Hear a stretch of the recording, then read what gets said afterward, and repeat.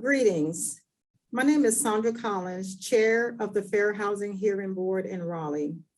On behalf of each board member, we welcome you to our 19th Annual Fair Housing Community Conference entitled Place Matters, Race Matters.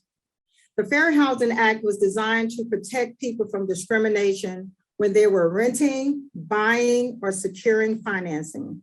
The House passed the bill in 1966 and then died in the Senate.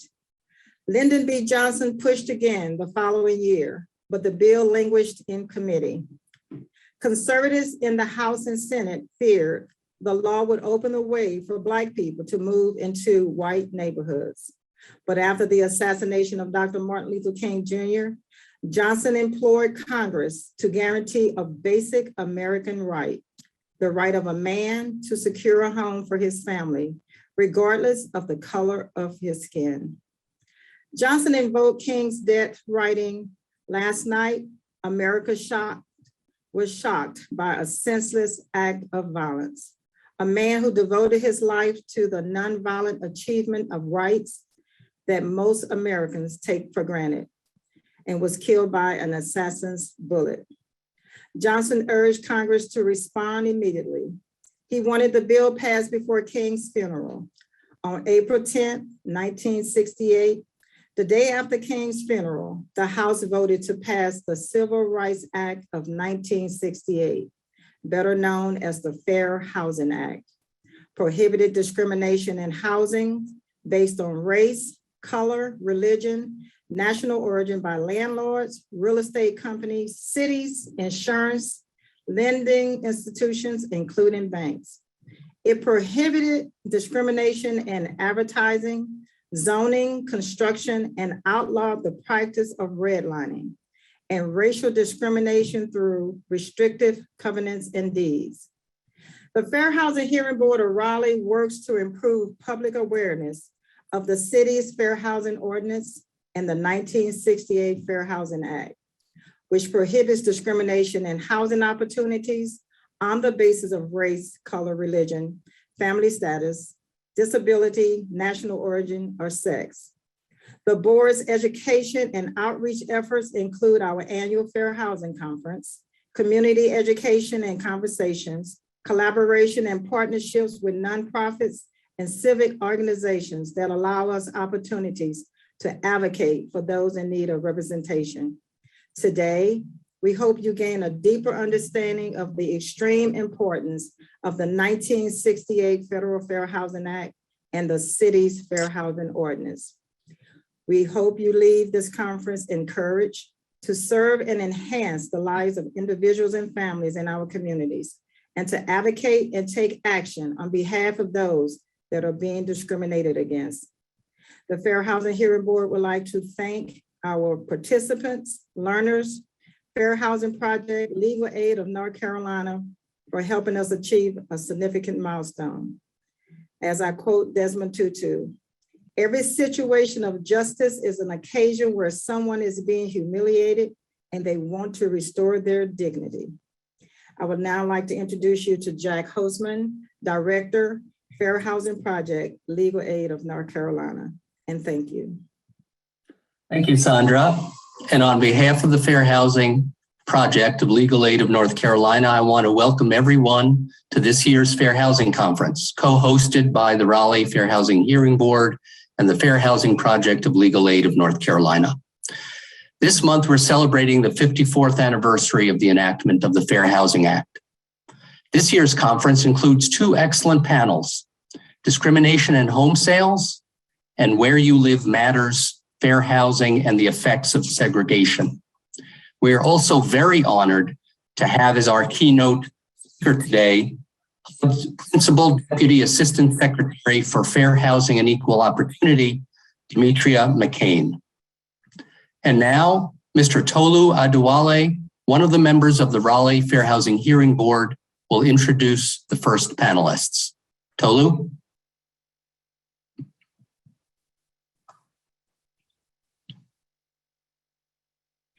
Good morning, everyone. From the Homeowners Loan Corporation's explicit racial exclusions to racially restrictive covenants that were not only federal, state, and local governments. Discrimination in home buying and building is not a matter of opinion, it's a matter of well-documented fact. Here to discuss this historic but all too present reality, with us today is Amy Nelson. Amy is the executive director of the Fair Housing Center of Central Indiana, which serves 24 counties in Central Indiana, reaching a population of over 2.5 million people.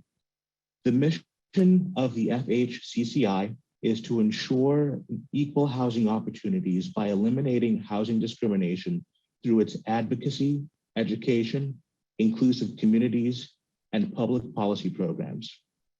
FHCCI works to enforce fair housing laws by conducting investigations to uncover violations of fair housing laws and by filing enforcement actions to stop identified discriminatory practices.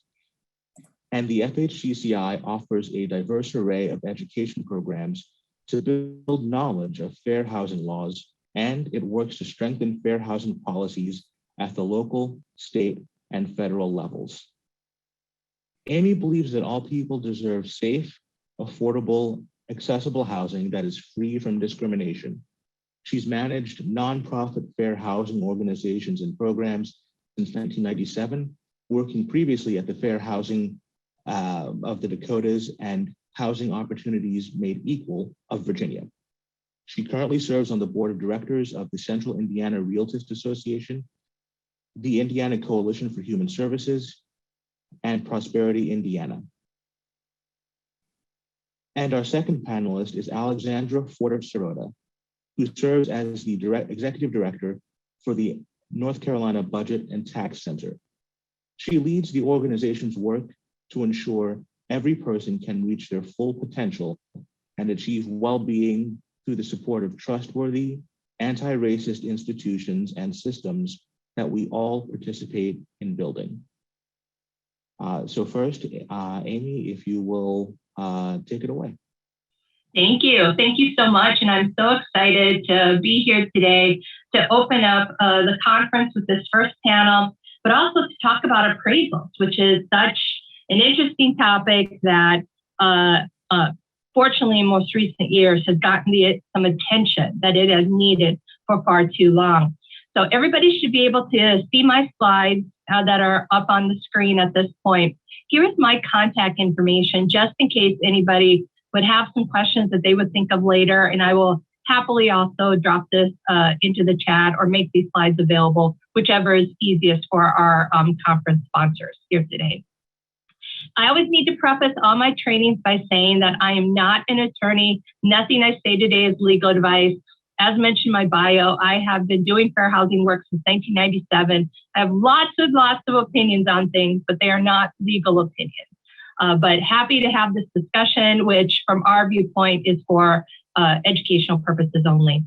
You already heard a little bit about us. We are very similar to the North Carolina project. In fact, our group started within a year of each other and have been partners on different activities over the years, despite our distance apart.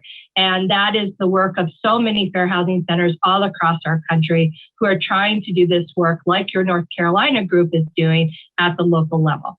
So let's get started talking about appraisals. And I have a quick timeline here to get you through some of the basic information that we want to share here today.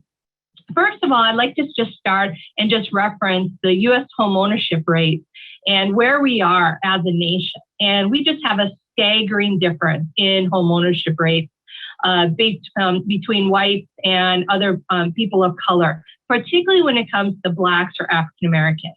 And we've seen that over time that there has been no gains in this area. At different times, there's been some ebbs and flows, but for the most part, we are where we were way back in 1970, actually. This graph starts 1994, but we have some data, certainly going back to 1970, within 2 years of the passage of the Fair Housing Act. And that just shows these staggering gaps And why, is that? And this leads into our discussion about appraisals. And that's because when the Fair Housing Act was passed in 1968, it said here on going forward, these type of actions are unlawful. Rental, sales, lending, insurance, zoning. But what it didn't do, what it wasn't able to do, is correct what had already happened, as our opening speaker mentioned.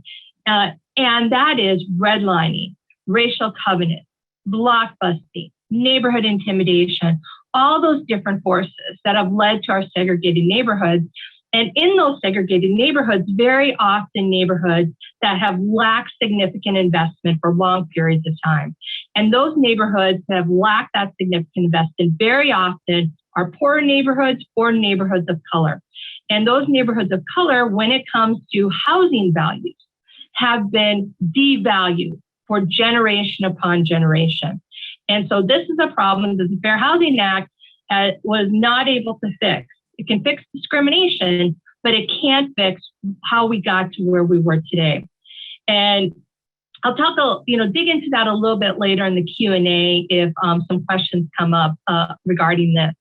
So starting here in the fall of 2020 is when we saw appraisals really start making the news. That doesn't mean that appraisal discrimination wasn't happening. It's just it wasn't making the news. If you go back and look at appraisal cases, there were some cases back in the 1990s and before that as well. But the most recent cases that really established law or had significant settlements were really back in the 1990s. And then you just didn't see appraisal cases really being filed. A lot of that had to do with the foreclosure crisis, other forces, but it wasn't that it wasn't happening. It's just that voices weren't being heard. In the fall of 2020, this couple that was pictured, a couple living in Florida who happened to be biracial, decided to refinance their home. And as part of that refinancing process, their first appraisal came back very low. They were very surprised by how low it came back, and they questioned it. And the wife, who happened to be African-American, wondered if race could be playing a role in this low appraisal. So she decided to do what we commonly call a fair housing test. She took down this is her word. We took down all family photos containing Black relatives. We took down all pictures of African-American greats that we displayed to inspire our son. Hurston and Morrison came down from the bookshelf. Shakespeare went up. My son and I then took a convenient shopping trip during the appraisal, leaving my white male husband to show the appraiser around. And the result was that second appraisal came back $135,000 more than that first appraisal did. Very much showing the role that race was playing in their particular case. Since that time, we have seen others speaking up and their voices being heard, including a client that we have here in Indianapolis, who last May made national news, a variety of different stories about her experience. And she tells her story so powerfully, living in a Black historic neighborhood here in Indianapolis that had neighborhoods all around it gentrified, prices take off. And her grandmother had passed away and she wanted to purchase the home. It was in the same neighborhood she lived in. The estate was willing to work with her. She wanted to pull equity. And what I'd like to do right now is to show a quick video because she is able to tell this story so much more powerfully than I am. It's about 6 to 7 minutes long, and I'll turn it over to our production crew to pull up that video. Native Carlette Duffy set out to buy her grandmother's house. Her plan? Refinance her own home to purchase the property. I did the application process when they asked, for, do you want to declare, race and gender, nationality? I did all of that. Said, yeah, no problem. Duffy expected her home, which she bought for $100,000 3 years earlier, to appraise for around $185,000. I was shocked that it came back at 125. And so I challenged it. But the appraiser stood by his decision, and the lender didn't budge. So Duffy moved on, going through the process again, this time with Freedom Mortgage. The value placed on her home was even more staggering. It's $110,000, $15,000 less than the first one, which is less than 3 months earlier. Duffy again challenged the appraisal to no avail. Duffy applied again through a new lender. This time, she didn't disclose her race or gender in the application process, only communicated with the appraiser via email, and that wasn't all. I took all of these down so that they wouldn't be seeing my lovely ladies. I took them down. Right before we got to the appraisal portion, I met with two of my girlfriends. Both are married to white men, and I was like, okay, I need to borrow one of y'all husbands. When the third appraiser came, Duffy was gone. Her friend's husband posed as her brother. So I was a bit skeptical at first until we saw the results. The result? Duffy's home was appraised for $259,000, more than double that of her previous two appraisals. I screamed with joy. I was so elated. And then it quickly dissipated. And then I just cried. Because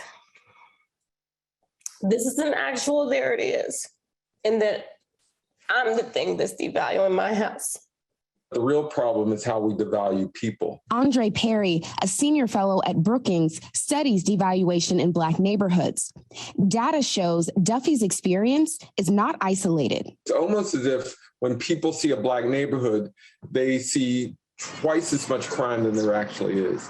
They see worse education than there actually is, and they value the home in that respect. On average, homes in neighborhoods where the population is 50% Black are valued at roughly half the price of homes in neighborhoods with no Black residents in U.S. metro areas. Even when controlling for crime, access to schools, and other factors, homes in Black neighborhoods are underpriced by 23%. That's about $48,000 per home, totaling more than $156 billion in cumulative lost equity. We have several concerns about the appraisal industry. Amy Nelson is the executive director of the Fair Housing Center of Central Indiana. If a neighborhood has been systematically discriminated against because of the race of that neighborhood, decade upon decade, comps then are going to be skewed and they're going to have bias written into them. This month, Duffy and the Fair Housing Center of Indiana filed a formal complaint with the U.S. Department of Housing and Urban Development, alleging race-based discrimination in both her appraisal and lending process. You are taking away my family's ability to create generational wealth, which is so much more than just words. NBC received statements from the first two lenders. Both pointed to their use of independent appraisers according to industry standards. Citywide Home Loans denied any discrimination and said they are actively participating in the HUD investigation. Freedom Mortgage said they used an automated valuation model after receiving the complaint and stood by the appraised value. None of the appraisers named in the complaint responded to NBC's request for comment. As for Duffy, she used the money from the third and final appraisal to fulfill that dream of buying her grandmother's home. That's the house that my grandfather built. I hope to see my grandbaby raised in that house. And then for her to be able to then build on the legacy of her family.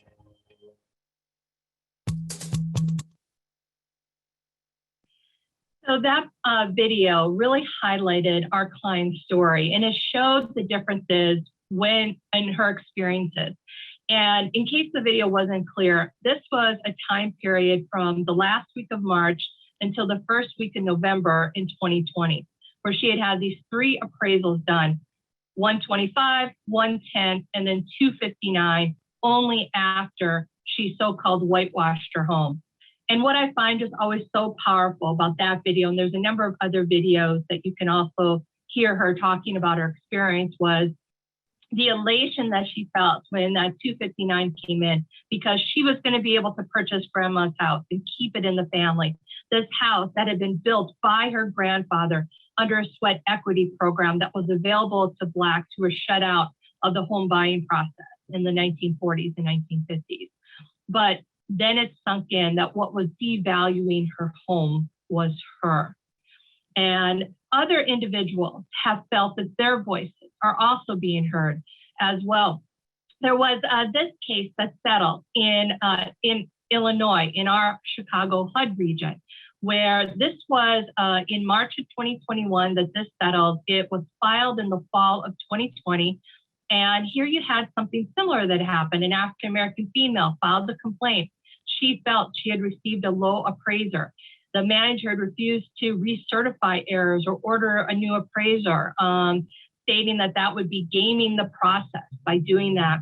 The respondent communicated that home upgrades did not change the value of her home, and items such as that. She alleged that the bank ignored many issues with the appraisal and then finally denied the refinance due to the low home valuation that she received. She applied at another bank, and where her race was not disclosed, similar to what my client did in that last appraisal where she didn't disclose her race. She also, in this case, whitewashed her home and received a significantly higher appraisal. HUD did not rule in this case, and this case that you're looking at here only involved the lender, Chase Bank, but they did reach a settlement of $50,000 as well as changes in policies and practices. The complaint involving the appraiser remains pending, as far as we know at this time with HUD. And then very recently here, we saw a lawsuit being filed by the Fair Housing Group in Marin, California, with clients that they had. This is a lawsuit were very similar experiences, going through a refinance, and they found that when they received a low valuation, despite the fact they had done significant changes to their home, including basically doubling it in size by adding square footage. They then whitewashed their home. New appraisal came back at nearly $1.5 million compared to the previous appraisal that was just under $1 million. They filed this lawsuit in December 2021. This case remains pending. But here recently, there has been some significant action, including that the Department of Justice stepped in and filed a statement of interest in the case, noting that the United States has a strong interest in eradicating housing discrimination, which includes ensuring the correct interpretation and application of the Fair Housing Act, including appraisal-related claims. So we'll be watching this case as well.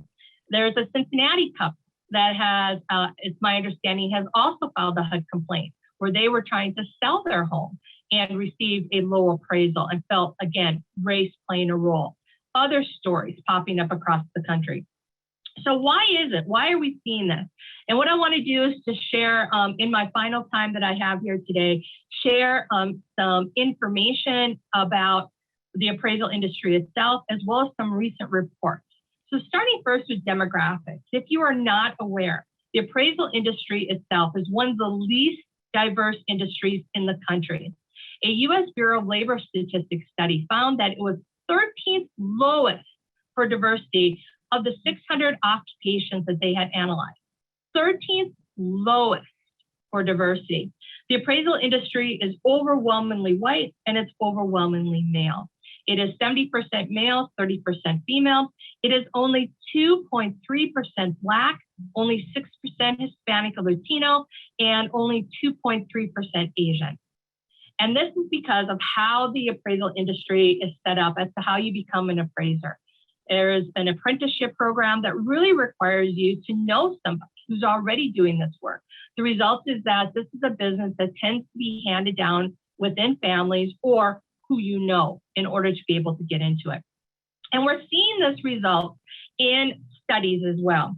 This is a very interesting study that came out late 2021 that I like to reference in this because the Federal Home Financing Agency went in their appraisals that they had access to. And I should point out that unlike the lending industry, where we have access to data through Home Mortgage Disclosure Act data, or HMDA data, the public actually gets access to lenders' data as to who they're making loans to, who's applying, being denied, what loans are getting originated, what's the race, color, gender of those individuals. We do not have that data for the appraisal industry.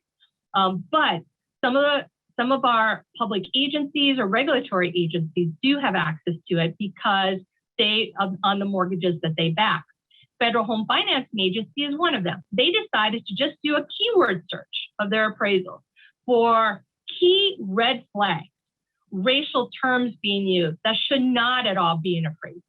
And here are some of the results of that. They found that there were examples of racial and ethnic preferences that were found in appraisals, like the percentage of racial or ethnic makeup of an area, Again, why does that matter to the value of somebody's home? Foreign birthplaces of residents were being noted in neighborhood descriptions. Again, why does that matter in the value of your home? Languages being spoken in area. Again, this is information that is put into appraisal reports.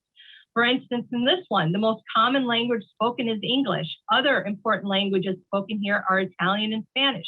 What does that make a difference to the value of the home? A town was described as having a Black race population above state average. This is language appraisers are putting into appraisal reports. Another one, the ethnic groups that have immigrated to a neighborhood over the course of many years, and it was noted as being one spicy neighborhood. Think about that one. A reference to a neighborhood being originally white only before coming a white flight red zone and now being mostly working class Black. Another appraiser noting a neighborhood described as predominantly Hispanic who have assimilated their cultural heritage into the neighborhood. Another appraiser, a neighborhood populated by African Americans, was characterized as leaving an overcrowded area for greater housing opportunity in the neighborhood. Another one, noting in their appraisal report, this is more Asian influence of late buying into the market. Another appraiser noting that the area's first Asian mayor. What does that have to do with the value of somebody's home? Another one, noting an area's decline in population with transition from being predominantly Eastern European to having a substantial amount of Black and Hispanic people.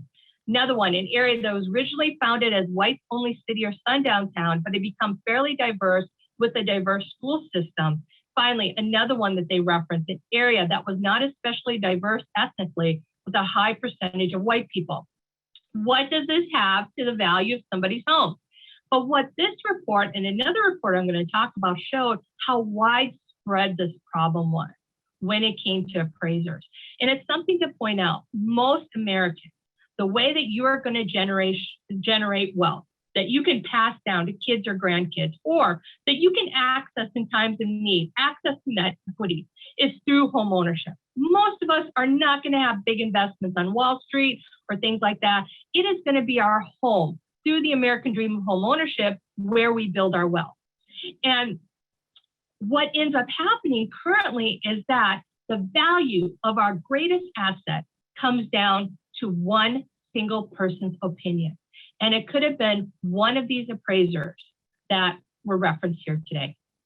Another report that I want to point out is the Freddie Mac Report. And to just give a heads up that I am getting to the end of my slides here, but the Freddie Mac Report, so this is another very interesting report that Freddie Mac looked at about 5 years of appraisal documents that they had, which is about 12 million in total. And they found that this was a widespread problem. They found that appraisers' opinions of value were more likely to fall below the contract price in Black and Latino census tracts, and the extent of that gap increased as the percentage of Black and Latino people in the tract increased. Black and Latino applicants received lower appraisal values than the contract price more often than white applicants. And key part of this report was Freddie Mac stating that this was a large portion of appraisers generating these statistical significant gaps, i.e., this is a widespread industry problem and not a few rogue bad apples. What else? The Freddie Mac report also highlighted that the average distance between a subject property and its comps is substantially smaller when the property is in a Black Latino tract than in a white tract. Why is this important? For most appraisals, comps are going to be what's used in order to determine the value of the home. If you are in, for instance, like our client was, an historically Black neighborhood, where those homes have been devalued for generations, using comps in the neighborhood already have the bias and the discrimination baked into them. And this report found that if the home was in Black or Latino areas, the appraisers were more likely to pull homes that were in that neighborhood than for white homes. Where white homes, they were willing to go further out in order to justify the value of that home. The modeling also suggests that even when taking structural and neighborhood characteristics into consideration, a property is more likely to receive an appraisal lower than the contract price if it is in a minority tract. This is a problem. Then what I'll finish in on here today for my formal slides, turn it over to our next speaker, and then certainly we'll be open to any questions and answers, is that recently in March of this year, the U.S. government has issued the PAVE report, which stands for an action plan to advance property appraisal and valuation equity. This was a report that was issued on behalf of 13 government agencies, including HUD and the appraisal subcommittee. So this was not, so there was an industry group in there as well. The report outlines the historical role of racism in the valuation of residential property. It examines the various forms of bias that can appear in residential property value practices. It describes how government and industry stakeholders will advance equity through concrete actions and recommendations. It's about a 40-page report. Don't have time to go into it here today, but it has different sections that really look at different ways to confront this problem. I will say, as an advocate, the report doesn't go far enough for me. There are definitely things I wish the report would have done that they didn't. There are things in the report that don't go in enough detail as to what is specifically going to be done, but it's a start, and it keeps this moving and starting to go forward with discussions and some government regulatory type action. The report notes that it will strengthen guardrails against unlawful discrimination in all stages of the valuation process, and it outlines specific action steps. I should note each of these bullets has specific action steps. It enhances fair housing, fair lending enforcement, and driving accountability within the industry. It's working toward building a well-trained, accessible, and diverse appraiser workforce, changes that could be made there. It empowers customers to take action by providing them with more information if they feel they have experienced discrimination, for instance, in the appraisal process. It gives researchers and enforcement agencies data to study and monitor valuation bias. We'll say that, in my opinion, it doesn't go far enough in how it's going to get that data out to the public rather than just keeping it within the government agencies, but it's a start. Each section has so defined action steps for that action, and you can access that full report certainly on our appraisal page, which I'll point out. We actually, I'm just going to go here. We, on our Fair Housing Center page, if you go to our education tab, you will see at the on this education tab a number of topical breakouts, including one on appraisals. And we link to major reports of interest. We try to keep track of some major news stories. HUD and federal guidance has been issued. And we also kind of have a section of cases that have reached some form of resolution as well. And then we also, here at the Fair Housing Center, also have some of our own videos that we think would be of interest. So with that, I think I'm close to my my time period, and I'll turn it back over to the production team and our next speaker. Thank you, Amy. That answered some of the questions I had planned to ask, but sadly raised some troubling new questions. But we'll get to that. And now we'll turn it over to Alexandra for your presentation. Great, thank you so much. It's great to be with you all this morning. Very excited to be part of this conversation about homeownership and the role of appraisals. I'm going to take a different tact. As folks mentioned earlier in the introductions, I work at an organization called the North Carolina Budget and Tax Center. So we are focused on the ways in which housing affordability is a critical, as Amy was talking about, tool in building the wealth of households for long-term financial security. And we're looking at the ways in which homeownership impacts the ability of communities to invest in infrastructure and public services. And so we came to work on the issue of home appraisals through a different lens, through the property tax process. And there's a little bit of a different angle on some of the findings when you dig in here, but it very much is consistent with what we've been hearing, which is, again, that housing is a critical tool in building long-term intergenerational wealth, and that the discrimination in our housing systems right now are creating barriers for communities of color to access wealth and build wealth over time.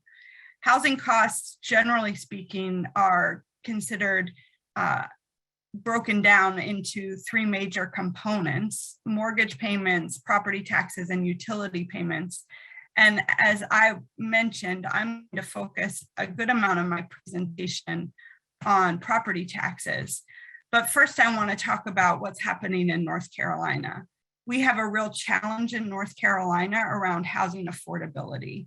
Housing affordability is across the state, means that more than a quarter of homeowners are cost burdened. They're spending more than 30% of their income on housing costs. And this impact means when folks are spending more on housing, squeezes out other critical investments in childcare, transportation, food. And that means that families are struggling to meet the very basic needs. So housing affordability as a broad issue is something that we feel has to be front and center in North Carolina's policymaking. And at the same time, it is critical to think about the ways in which home ownership remains affordable over time so that families can retain the wealth that has been built up, the equity that has been built up in their homes. And we are frankly at risk right now in North Carolina of losing home ownership because of a few really critical trends. First, the reality is that housing prices in our state are growing far faster than income. So stagnant wages are making it more difficult for people to buy a home. There is a shortage of supply in affordable homes for sale. Housing units in North Carolina, there is a gap of about 900,000 that North Carolina's communities would need to have in order to meet the growing need for homes in our state by 2030. And then there is this broader trend, which is sort of how we came into this work Center, which is a reduction in the dollars that have been shared down from state government to support the services and programs that local governments deliver to support quality of life. Many local governments have increased their property taxes because that is a primary tool they have to raise local revenue. And that local revenue increase has had a disproportionate impact on lower income homeowners. So these contributing trends have really have given us a focus on the role of property taxes in the housing affordability and homeownership picture in our state. And what I think to the message that Amy shared, while appraisals have been a less told story, I think the story of what's happening around property tax valuation and property tax payments is also a less told story of the legacy of redlining.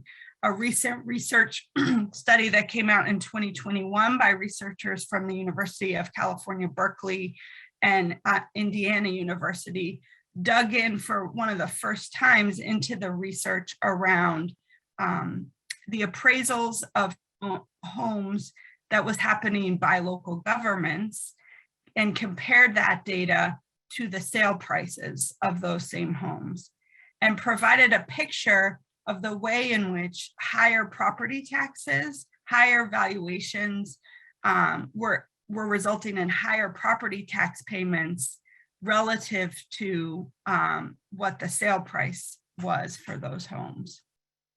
And this picture here just shows you, first on the left, the sort of old maps of redlined neighborhoods, and then to the right, both the current share of communities of color, Black and Hispanic in the city of Chicago and Cook County, and the tax assessment relative to the sales price. And you see a similar pattern across neighborhoods there. In North Carolina, the researchers found that Black-owned properties in North Carolina for tax purposes were assessed at 11 to 12% higher than white-owned properties as compared to actual sales prices.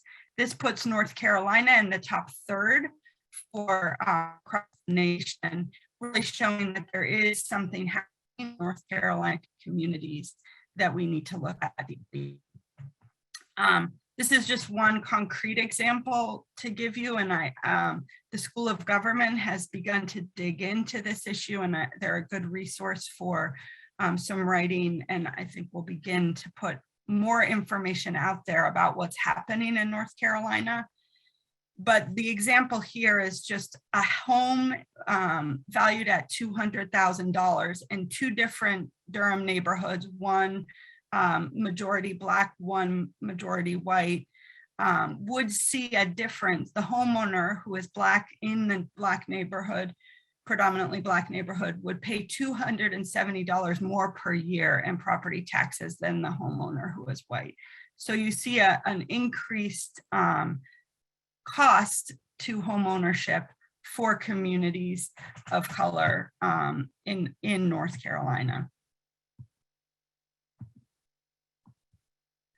So this is an issue of sort of why that requires looking at how we calculate property taxes. So property taxes are, of course, based on the value that the local government assigns to the home.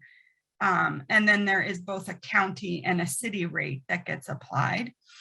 And then as possible, the access to property tax relief programs results in then what property taxes are paid. And across North Carolina, what we've seen is that uneven home values have resulted in higher property tax rates. So in places where the home values are lower, the rates have been higher. And overall, what we've seen since 2013, again, when the state reductions to revenue began, is that property tax collections on a per capita basis across all counties. I believe there's only 3 counties where there hasn't been an increase in tax collections per capita, which has put pressure again on homeowners. And across the state, we're hearing stories of the importance of property tax relief programs to helping people stay in their homes and again retain the equity and wealth that has been built up over years. North Carolina does have 3 property tax relief programs. These programs are based on the exclusion of home value from taxation, or from limiting the amount that a homeowner has to pay as a share of their income in taxes. These are largely available to older homeowners and people with disabilities. They're not broadly accessible across communities, and many local governments are beginning to really focus on the issue of retaining home ownership in their communities because of the rising property tax costs and the rising challenges of gentrification. What we've seen when we looked at these programs is that there are a number of barriers to uptake of the existing programs. There's limited information about what the programs are out there. The application forms are incredibly complex, and there's limited support available in communities to apply or appeal a decision about property tax relief. And then there's some real limits on how the policies are designed. They are designed, again, with very narrow eligibility, and there's some flaws in how tax repayment is required at point of sale or passing of the homeowner. So, like I said, across the state, there are communities in North Carolina that are looking to address this issue and adopting new programs to really make sure that property tax costs are not pushing people out of homes and creating greater inequities in the ability of communities of color in particular to build wealth and benefit from the growth that's happening in communities. These models have largely been in major cities. So Durham, Mecklenburg County, Orange County, and City of Asheville have all begun to identify the need to provide some support to homeowners. Generally, these programs are provided as a grant for home ownership costs. And the goal here is to retain home ownership in communities across the state. There's also, importantly, a state solution available. So while it's great that there's a lot of momentum happening in local communities to address this issue, the reality is that to get to an equitable solution, we will need a state level response. And one tool that's available in a number of states is something called a housing tax credit. This provides property tax assistance to families. It is provided oftentimes both to homeowners and renters. And what it does is hold housing costs to a certain share of income so that homeowners are not overburdened by rising costs and are able, again, to meet the broad range of needs they have to achieve financial security. These programs are largely based on income tax filings, and to be most effective are fully refundable. That is, they're based on the total taxes paid, and households are available to receive a refund if their income tax liability is not as high as would be required to receive to pay taxes. So right now, it's really an exciting time to be doing work on this particular issue in North Carolina. As I said, there's a lot of communities that are looking at ways for these kinds of focused attention on property tax appraisals by local governments and property tax valuations that are happening. So it's really, there are a number of ways to engage. One is to find out more about what's happening where you live. Another is to share this information about the existing programs that are available, again, with the goal of retaining homeowners in our communities, and particularly communities faced with gentrification and displacement. And then there's a tremendous opportunity to call on policymakers to act to address this particular issue around housing affordability, and particularly in Wake County, where the Wake County Commission and the City of Raleigh have heard from local organizers at One Wake and other organizations, Habitat for Humanity. There's a move to really adopt one of the programs that you've seen across the state, where homeowners would have access to funding that would support, would address the rising property tax costs and housing costs they're faced with.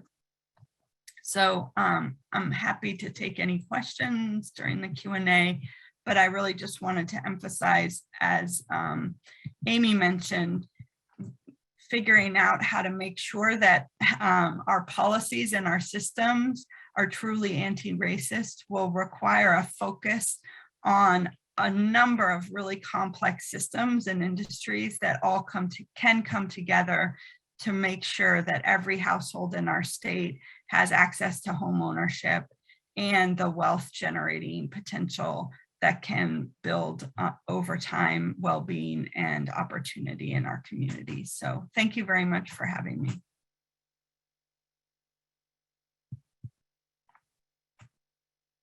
Thank you, Alexandra. So we're going to open up for questions in just a moment, but first I'm going to exercise the moderator's privilege and ask my own burning question. So my experience with housing law is different from both of yours, but it sounds like your presentations back to back. It sounds like when it comes to the valuation of property, there is provable discrimination coming and going.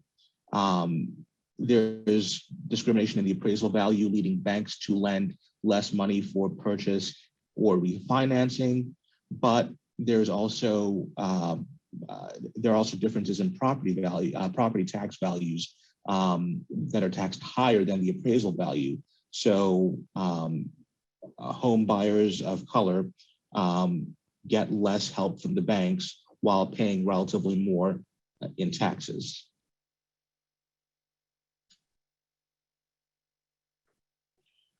Not certain who that question was directed to, but we haven't, looked so much at the assessed value issue.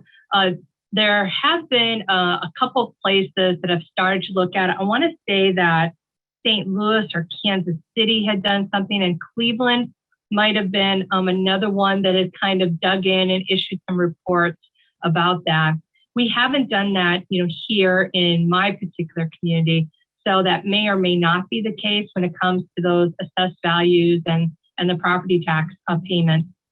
I will say is kind of more of a problem that we definitely can identify here in Indianapolis, is we have seen sales prices take off, all across our nation, and we here in the central part of our country, as well as I believe in some of the southern states as well, have seen a lot of investor type activity coming in, and they've been picking up the homes that have been in the kind of the first time home buyer, low to moderate income type buyer area, and have taken those homes by coming in with all cash offers, and buyers are just going with those instead of home ownership opportunities. And I say this because we've got that problem where people aren't being able to access home ownership in already a challenging time with discriminatory lending, which we didn't have a chance to talk about today. If somebody asks a question about that, I'll talk about one of our recent cases there.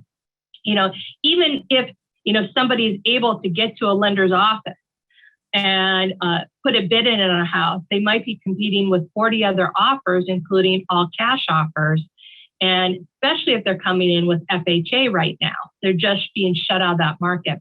That's going to be a long-term problem for us as a nation, because those homeownership gaps that I showed in one of my first slides, I feel is only going to get worse in the next few years. The data is going to show it's gotten worse because individuals primarily accessing FHA-like products were typically people of color. The other problem that we see here is issues around displacement, where again, those sales prices taken off all across the country. We want homes to be valued in a fair way, but we don't want individuals to be displaced, to have lived in those same neighborhoods for a decade upon decade, because they are finally getting the value in their home. So we have been pushing here that there needs to be a combination of products done. And I'm not saying we've been successful in doing this yet, but it's what we've been pushing, a property tax relief type item for individuals who can establish themselves as being long-term homeowners in that neighborhood when that neighborhood suffered from disinvestment. Homeowner repair type programs, so individuals can fix up their home, not have a risk of code violations, which again may cause them to be displaced. And because they couldn't access the loan when that neighborhood was being disinvested. Affordable housing type projects, both rental and for sale, items such as that. I don't know if that answered your question, but those are some things that I would say. Yes, that certainly is on point. And Alexandra, I saw you nodding along enthusiastically. Yeah, no, I think Amy raises a really important set of points, really.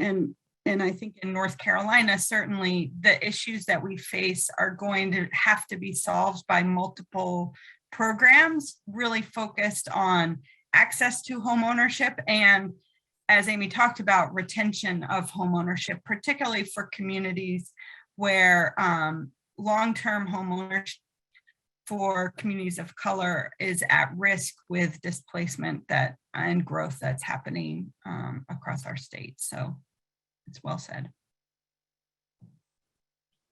Okay, I'm not seeing any questions in chat, so I'll continue.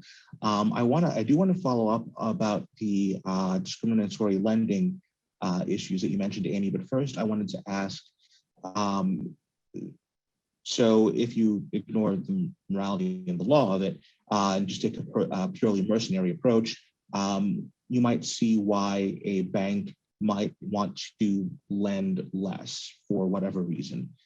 But what, if any, are the financial incentives for appraisers to appraise at a lower value?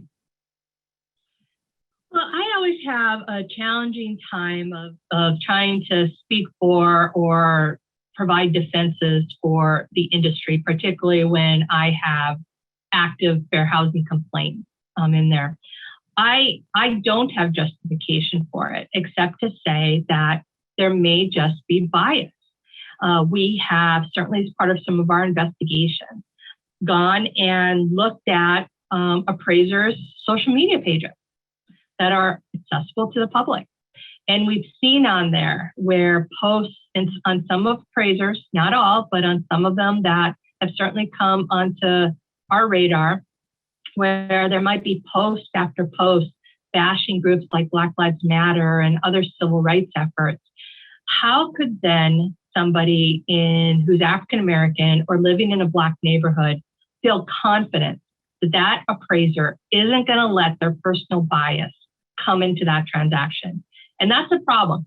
Maybe they wouldn't. Maybe they can separate personal versus professional life. But the problem is that how could you know for sure? So in the reports that have been issued, why put the report from the Federal Housing Finance Agency? Why put that language into the appraisal reports? I mean, there's no justification for it, except that you came into that neighborhood to do that valuation with some kind of bias. And for you, race, color, ethnicity, and sometimes religion was playing a role in how you were valuing that home. Otherwise, why put that into the report? And we're certainly not seeking to justify, but trying to understand possible structural incentives. But Alexandra, anything to follow on that?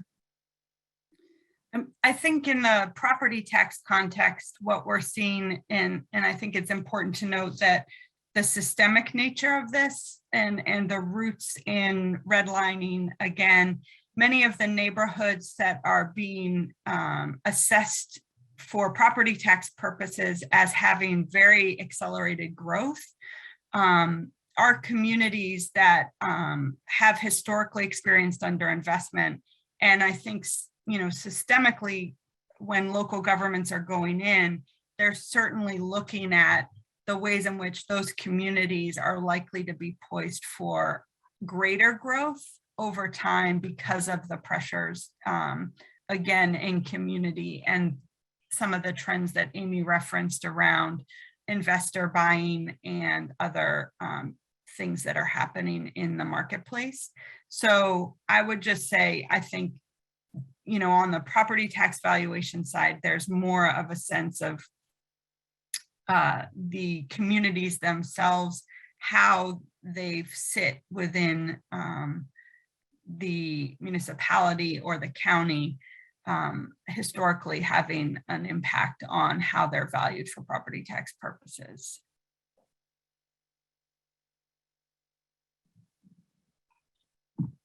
Okay.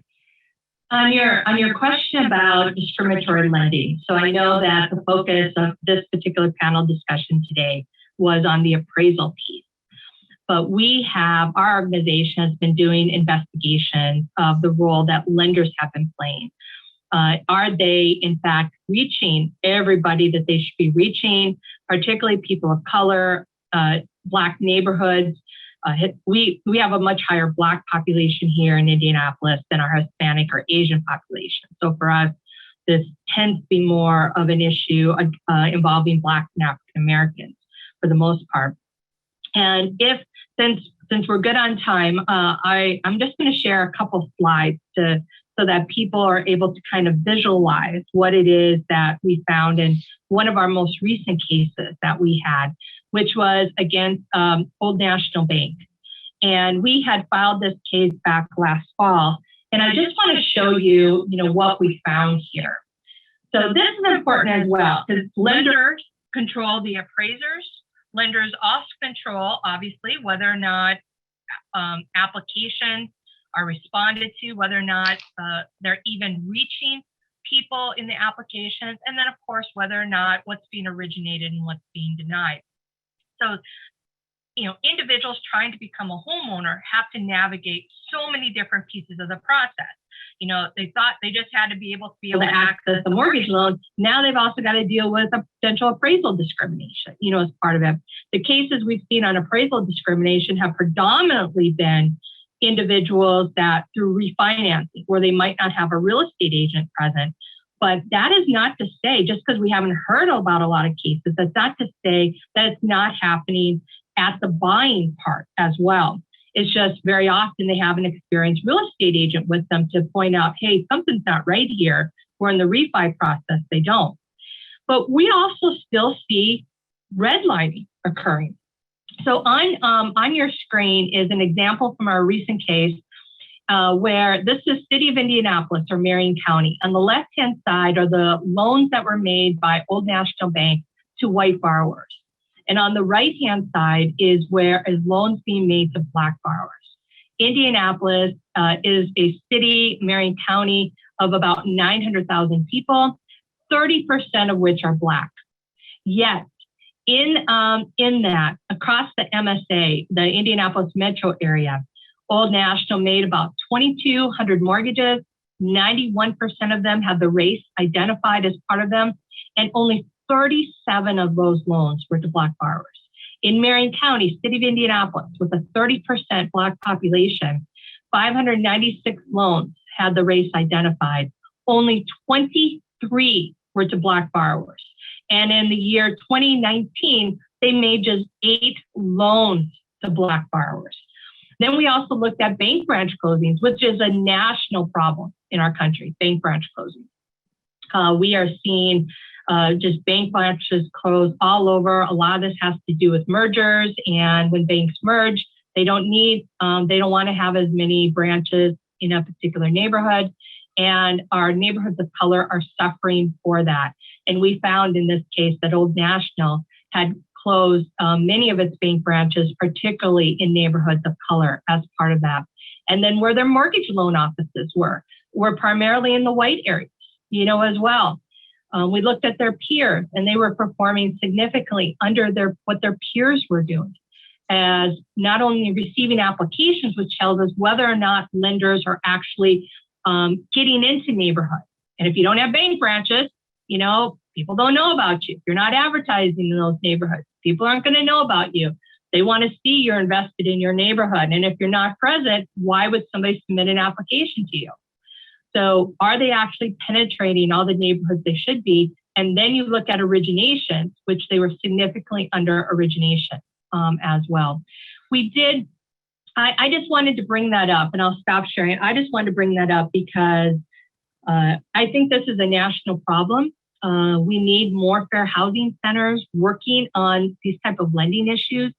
Public HEMDA data is available. We also conducted testing in this case, as well as a case we had filed a few years back as well that we resolved.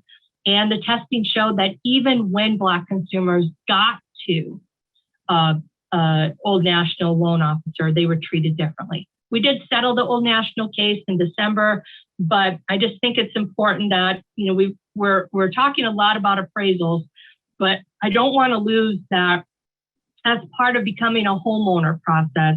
You've still got to navigate a complicated lending process as well right now. Well, Alexandra, unless you've got a follow-up to that, I wanted to switch tacks. So you had mentioned the complexity of application forms for property tax relief. So I've got 2 related questions. First, what qualifications does a person need to help a homeowner fill out these forms? Does one have to be a lawyer, a licensed anything? Of course, there should be training and expertise, but is any sort of licensure required? And on a related note, Are there local agencies that you're aware of that are focusing on either on local policy or on locally helping homeowners to complete these applications? That's a great question. So what we often see in terms of supports in communities is folks are going to their volunteer income tax assistance locations. We have a limited network, but a really important network in North Carolina where folks can get tax support during the tax season. We also know that Legal Aid of North Carolina is providing a good amount of support as needed and as contacted. And I think there's a tremendous opportunity in our state to build out the infrastructure of support on tax topics broadly, and particularly on supporting the property tax relief programs that exist and access to those. I know of a number of groups that are trying, including local governments, who are trying to promote during tax season the availability of these programs as part of the information they share with residents in the community. But we certainly aren't seeing the level of uptake in these programs, and we have to investigate and talk with partners working directly with homeowners, and really found that these barriers that I mentioned, the complexity of the form, but also the design features, make it inaccessible for many families and homeowners right now. And so that's why I think there's both this need for reform of the existing state level programs and a tremendous opportunity, like I said, for local governments to begin to think about how do they make sure they're doing what they can to protect long-term home ownership in their communities, to make sure that households have the resources to stay in their home and stay as part of the neighborhoods that are seeing opportunities after years of disinvestment to be displaced when opportunities and amenities are coming to their communities is just unfair. And so I think a lot of the efforts that we're seeing, again, across communities by local governments to think creatively about what is a housing solution at the local level has focused on the property tax pressures that long-term homeowners face, because that's a rising cost that they often haven't anticipated, especially after they may be paid for their house outright. The property tax remains a big part of their housing costs.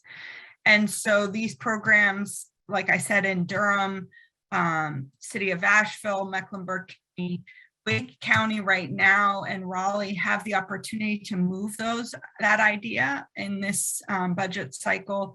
And there's resources available to move a solution, both through the low fiscal recovery funds from the American Rescue Plan and other revenue sources. There's a way to drive these dollars. And in Wake County and the city of Raleigh, it's particularly important given what we're seeing happening in terms of development in Southeast Raleigh and areas of the city that have been historically Black neighborhoods that are very much at risk of displacement and loss of home ownership right now. And so this may be our last question, or we'll probably have time for one or two more. But could you expand on that, Alexandra, about what specifically what options are before the city of Raleigh and the county of Wake to address these issues? So the particular idea coming from two groups, Habitat for Humanity and One Wake, as well as other partners in the effort, is to establish a kind of homeowner grant program that would allow homeowners with who have been long-term, homeowners in their community to access a grant to defray some of the rising housing costs they're faced with the idea that this would allow them to stay in the home. We've seen it work through a separate application process in Durham. That's the proposal on the table right now in Wake County. And like I said, it's one of the things that is being considered by local elected leaders and organized by a number of groups representing and working with homeowners across the city and county.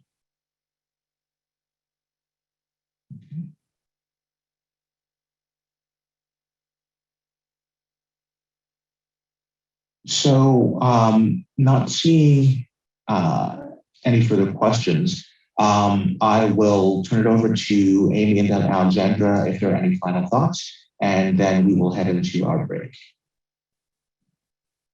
I would say for me is continue to get the word out, spread information about the experiences that people may be having when it comes to appraisals.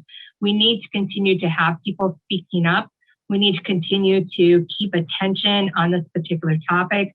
And on that is individuals really need to kind of keep their documents together if they go through this, keep their emails organized. A lot of this is done through email and over the internet nowadays. The reconsideration process, individuals need to know that they can ask for reconsideration. It's our hope right now with the national attention that's out there that lenders are more willing to look at reconsiderations. We had heard from the appraisal industry that over 90% of reconsiderations were denied. So that tells us that process was broken.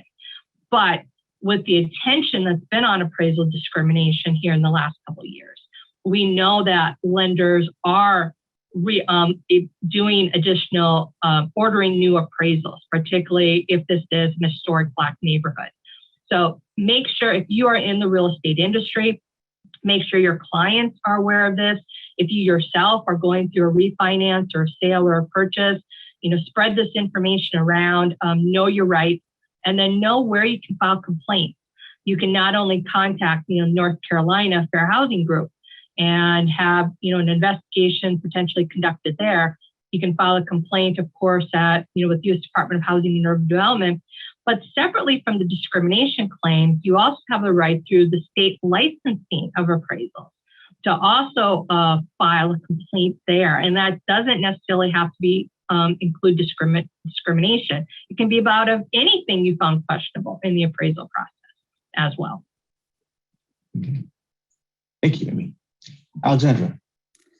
Yeah, I think I'd just say that, this work of making sure that homeownership is accessible to all and that homeowners are generating the wealth and benefit of years of homeownership is such a critical part of the work we need to be doing as a state to make sure that every person has access to resources and well-being. I think one thing that is particularly clear is that we can design our policies and we do have the resources to make sure that these systems work for every community and particularly for communities of color in our state.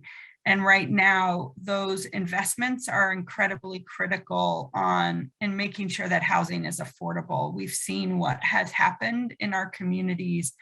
And as we've talked about, the trends are really going to be challenging in our state as the state continues to grow and communities get locked out of homeownership or pushed out of homeownership because of rising cost trends. So there is the resources there to address these issues. What we need is the will, and part of the work, I think, as a community, for those of us working on fair housing and housing affordability, is to call on our elected leaders to act. And so I would be happy to share some links for folks to connect and make sure that they're calling on local elected leaders to really address the issues that we're facing through a myriad of policy options that would support housing affordability and access. Thank you. All right. Amy Nelson, Executive Director of the Fair Housing Center of Central Indiana, and Alexandra Ford Sirota, Executive Director of the North Carolina Budget and Tax Center. Thank you both for being with us.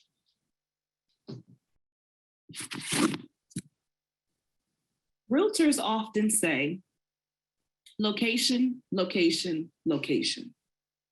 And although cliche, the truth is, where a home is located is the most important factor in its value. That's been proven from past and current events of urban renewal, redlining, and gentrification. Where you live affects the school your children attend, your healthcare access, transportation, wealth, job placement, policing, and so much more. Richard Rothstein argues in The Color of Law on how segregation in America is the byproduct of explicit government policies at local, state, and federal level. So do where we live really matter when there's no equity in the community? Do it matter when there's no community engagement? And do it matter when there's no inclusion, where you don't feel represented, where there's no place you can go where you feel welcome? Yes, it matters, but it shouldn't create disparities. Good morning. I am Shalisa Williams, the Vice Chair of the City of Raleigh Fair Housing Hearing Board. And I moderate today a panel, Where You Live, Where You Live Matters, Fair Housing and the Effects of Segregation. I bring before you two dynamic community leaders and advocates, Dr. Jesus Hernandez and Josie Williams. Dr. Hernandez is dedicated to understanding social problems that affect community cohesion, neighborhood development, and quality of life. His research approach prioritizes the neighborhood as an important analysis and emphasizes neighborhood on economic scale development and revitalization in ways that directly address racial wealth gaps and disparate public investment patterns. And we have Josie Williams, a road warrior, a community advocate, strong and involved. Josie is the executive director of the Greensboro Housing Coalition, a nonprofit advocacy and referral agency that works to provide safe, healthy, and affordable housing for the Greensboro area. The Greensboro Housing Coalition has 4 primary departments: homeless prevention, foreclosure prevention, and healthy homes and community engagement. Today, we're going to discuss how where you live matters and the effects of segregation on fair housing. Dr. Jesus Hernandez, would you like to begin and just give us a broad or your explanation of how where you live matter? First, thank you for letting me be a part of your gathering today. Fair housing stuff. Can you see my screen by any chance? Yes. Okay. Perfect. Let me.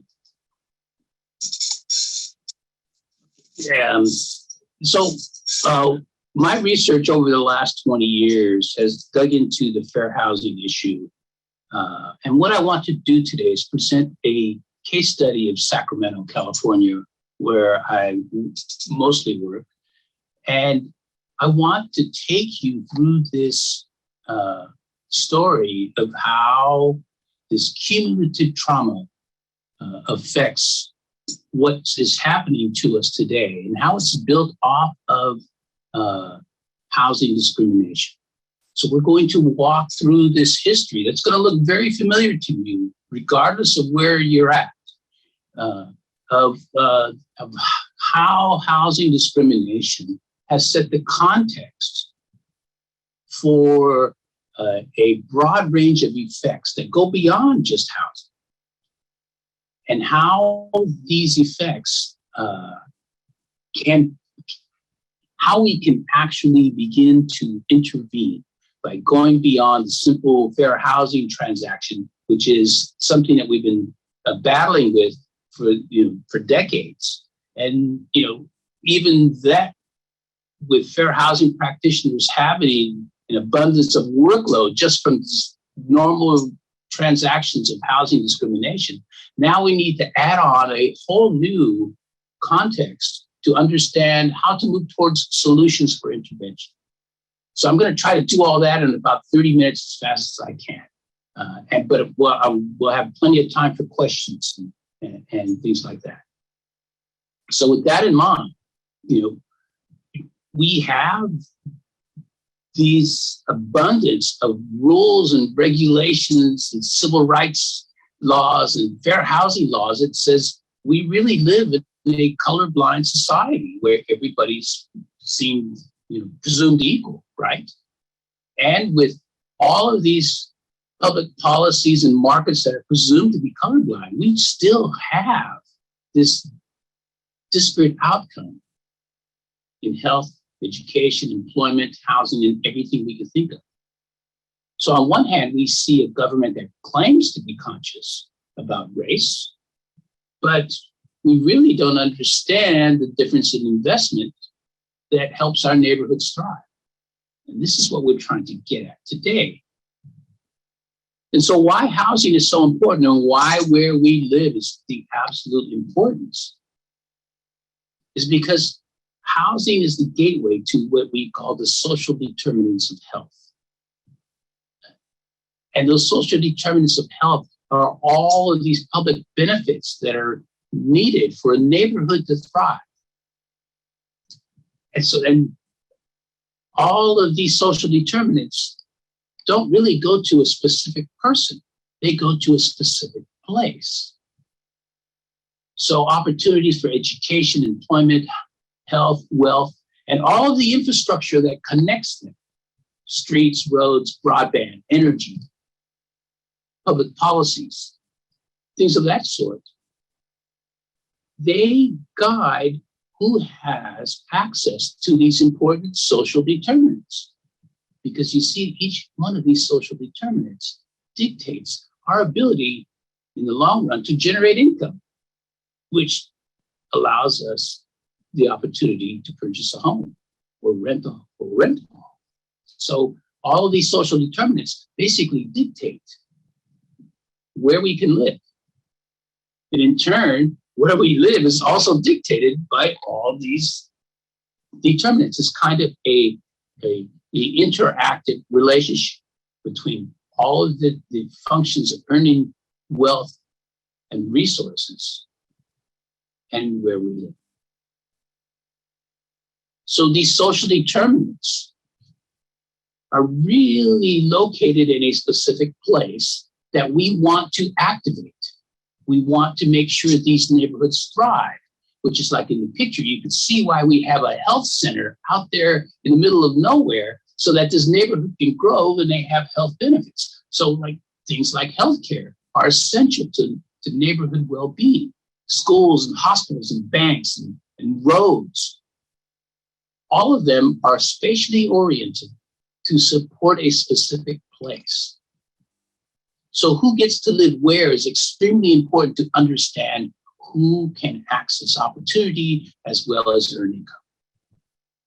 So when we're looking at fair housing, I want you to expand this vision, expand this concept to understand the neighborhood is also an important unit of analysis, not just the individual or a household, but the neighborhood is an absolute important unit of analysis to look at when we're going to understand the health and well-being of the places we live. Because these neighborhoods represent real boundaries where what I call social spatial ecosystems, all of these functions that happen in our neighborhoods, how we go to church, how do we travel to the store, the roads that are there to take us there. All of these activities and systems that guide human settlement are located in a specific place. So focusing on neighborhoods as the site for discrimination gives us a broader, more comprehensive look at how discrimination becomes the foundation for a system of inequality. So we know that fair housing is just an absolute necessary element of intervening in poverty through public protection. But equally important to that fair housing effort is the access to social determinants. But what I'm going to show with the history of Sacramento is that housing discrimination really demonstrates the process of an intergenerational cumulative trauma that our neighborhoods experience. And what we want to be aware of here is what we want to be cognizant of is that, 100 years of inequality in our cities takes a really large infrastructure that's necessary to make that process of inequality active over such a long time. So infrastructure is key to understanding the fair housing issue. And so we want to expand this fair housing focus, not to just include a house, but to include multiple forms of urban planning policy, because those are the key for developing short-term projects and long-term programs for intervention. So in Sacramento, we can see before 1950, we can see the concentration of non-whites are really isolated to a specific part of downtown called the West End. And this was driven for the most part by what we call race covenants that everybody's familiar with. And you can see an example of that on the right side, where it limits where non-white people can live in the city. And the effects of that was the foundation for redlining. And you could see that same geography in our 1938 redlining map to the upper left side of the redlining map. That is the West End. And because redlining limited the ability to refinance or to obtain financing, much of the properties went into distress and became rental properties. And this was the area where 90% of the minority population was allowed to live in at that time.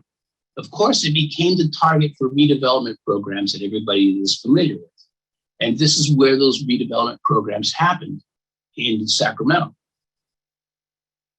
At the same time, we have new FHA financing going in through the east and southern portions of the city. And you will see that FHA financing, because it required race covenants as a condition of obtaining your loan, we will see now new suburban places move that were predominantly white because they were the only folks that could get an FHA loan during this period of time.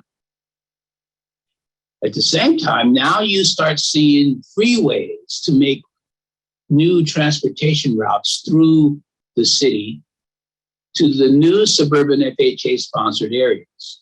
And what these freeways did was carve out big caverns of displacement. And you can see on the left side here, this freeway that was carved into the city. It was the area where predominantly Black and Latino residents lived, and it went for over 3 miles. And you can see how this thing that's a couple of city blocks in width actually just eliminated these neighborhoods from where they were. So you see this massive displacement of minority residents. At the same time, you see new developments going into shopping center areas and things of that sort that is supported by the very freeways that created this displacement. And as we can see, this is the true effect of social distancing that we see today with COVID, where we just take large populations of brown, Black, and Asian populations and just eliminate them from downtown. But now we have our freeways leading to shopping malls, giving a suburban advantage, all the desegregation funding from the federal school desegregation acts, now with to build new schools in these white neighborhoods, and with the freeways making a commute possible, and FHA financing creating the ability to build out in these new areas. we see a government-sponsored suburbanization that is designed for speculative development, that is designed for development for profit. And this is really key. Sprawl is really key to understanding the larger fair housing condition. Conversely, those folks who were displaced from redevelopment, and in Sacramento, it was like, 80 to 90% of the minority population that resided there had to move to different places. And during the 40s and 50s and 60s, we see this new movement in Sacramento because it's the state capital. We see this new movement of state employees. We also see military sites. We also see a increase in Mexican labor because of the internment of Japanese during World War II. And so now you're seeing a huge minority population that can buy a home because they have jobs. Because the 3 military sites, Blacks were working at these sites because it was one of the very few sites that Blacks were allowed to get really good jobs to support the war. And so now you see this influx of minorities into California really fast because of the need for military labor and the need for agricultural labor. And so we created this place called Glen Elder, Sacramento's most beautiful interracial subdivision, as a way to use FHA financing for minorities. So we created this separate but equal subdivision. So you could see from the advertising how this really started unfolding in the 1950s. And so now Sacramento is becoming this bifurcated place with, separate but equal minorities in one place and whites going in a certain direction. So here's the basic formula for what happened. We see this onset of race covenants and redlining and redevelopment taking place in the downtown area, leading to gentrification, displacement, another wave of redlining, realtor gatekeeping and sprawl happening at the same time, so that you get this geography of east to west. You see race covenants and affluence and north and south. You see concentrations of minorities, concentrations of poverty, concentrations of distress, concentrations of lack of investment. And this is the geography that we're concerned with now. So you needed to know that story of how we've got to this geography where we can see poverty and race aligned to the north and south places of town, and affluence and whiteness going east to west.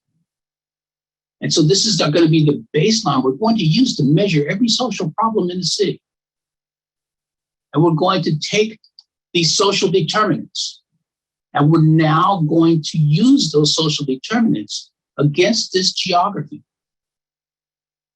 so that we can see where we're at in this process that goes beyond housing. Because we want to see the effects, the cumulative trauma that is now in place because of the historical geography. And if we look at race, we could see that Black and brown residents are north and south, that new pattern of redlining. If we look at poverty, it goes in the same census tracts, north and south. If we look at education, we can see where the college graduates are, east and west, and people that didn't graduate, north and south. If we look at employment, we look at our labor market index, we can see we have the same pattern, north and south. So now we're looking at all these social determinants that are really important to earning a wage for your family, and we can see who's earning these wages and who are not. If we look at asthma, we see that it goes north and south. If we look at people who have heart attacks, it's north and it's south. If we look at where subprime lending was, we saw that it was north and it's south. And we can see that the percentage of residents who are non-white, increases the same way the percentage of loans that were subprime. You could see this direct correlation between race, place, and problems. If we look at COVID, we could see the number of folks who don't have a computer is north and south. And as we go into distance learning, we could see that those same folks don't have broadband and they're behind this digital divide. And so why is this something like computers so important? Well, you could just take a look at what we're doing today and how we're communicating, how I'm able to communicate from 3,000 miles away to you. The importance of the ability to communicate. That is taken away. All how you apply for a job and how you communicate even with your bank now is through this digital divide. And you can see who has and who does not have by this historical pattern.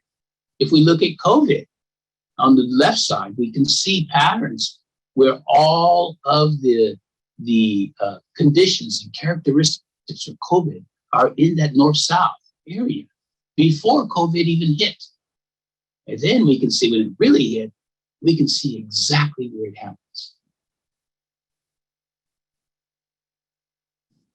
And if we want to look at experiences that happen to our children, adverse childhood experiences, and why I bring this up is because this illness called ACEs is something that is a cumulative trauma that happens to children. Experiences that they happen at an early age, such as crime in their neighborhood, domestic violence, divorce, poverty, deaths in the family, all of those things add up in a child's experiences, and they come out when they're adults through neurological disorders. And so this is something, this cumulative trauma of all these impacts, the experiences the child has, really shows up when these individuals become adults into their 20s and 30s, and then you see these mental health problems happen. So when we're looking at the effects of what happened to children in these redlined, segregated areas, we see that 10, 20 years from now, they all pop up again. So when we're looking at this housing experience that has so much to do on this, we can see that housing discrimination and racial segregation is a prospective process that actually happens tomorrow, making fair housing today of the utmost importance.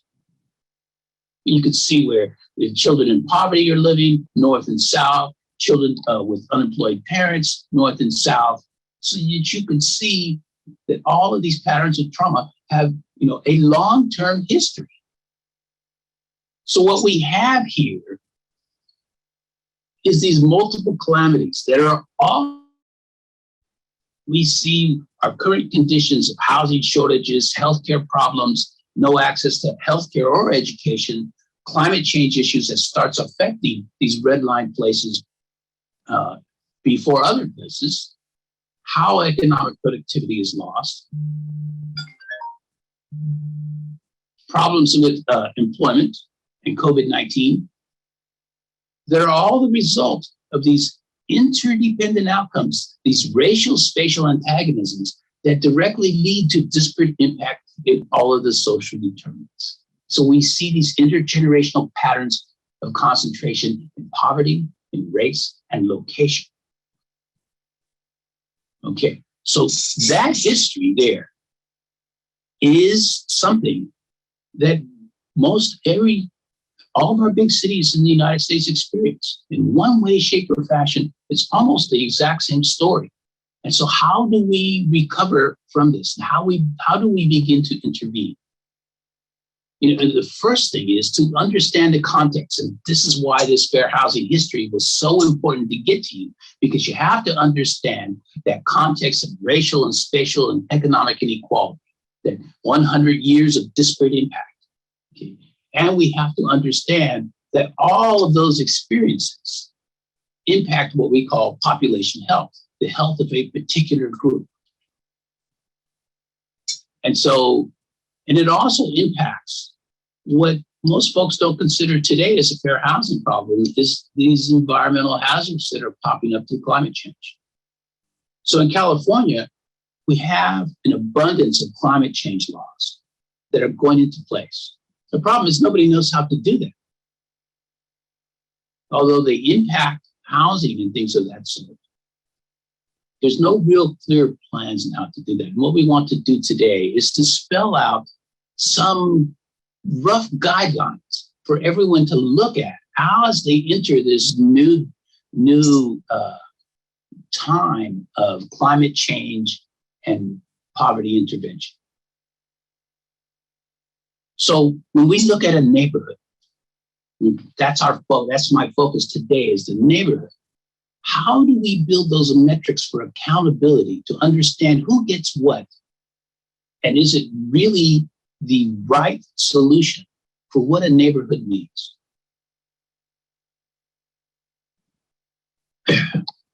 So we have 5 metrics to look at.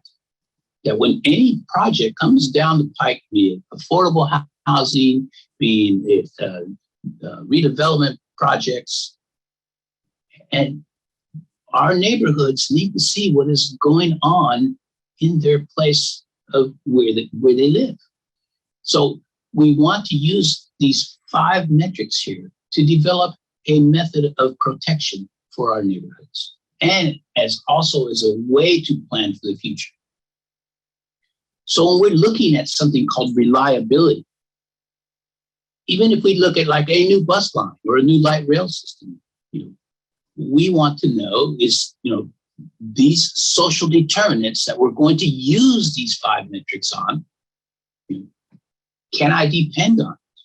Is the type of housing in my neighborhood something I can depend on? Is the type of transportation or education or healthcare, can I depend on it? If not, what is exactly wrong with it? So that I can start creating that laundry list of things to fix. Can I afford it? Can I afford that transportation? Can I afford that housing? Will it cause me harm? Will it cause others harm because of where we put it and what we're actually putting there? Like a fossil fuel driven energy plant, or a freeway or a road. And if it's not reliable, we need to restore it. What exactly do I need to fix? How do I fix it? Does it support the environment, the neighborhood environment? Does it support this economic productivity for the neighborhood I'm living in? And it's just not focused on the individual. And when we talk about resilience, natural disasters, social disasters, things like COVID, things like flooding, things like weather changes, can I prevent the problems? And how do I recover from them? Does the infrastructure allow my neighborhood to recover? How do I incorporate climate change into planning for disadvantaged communities? Then we can really get into what do we really need to fix? How do we go about fixing it? How does it support the environment? And we look at Title VI. Are the resources that are for specific projects in our area distributed equally? Or are they just going to particular places? Does that planning reflect the needs of neighborhoods who have deficient infrastructure? Are we preventing and correcting disparate impact with the proposed projects that are coming into our neighborhoods? Okay, so we need to refocus the intent of what we're actually doing. What problems are we trying to solve and for whom? And so here we're looking at this neighborhood assessment in this 100 years of history. This is the basis for putting together housing plans that are specific to the neighborhood. What is the array of housing products my neighborhood actually needs, from homelessness to home ownership? What is the energy plans that my neighborhood needs so that it's not totally dependent on a utility company with the rates going up every other month?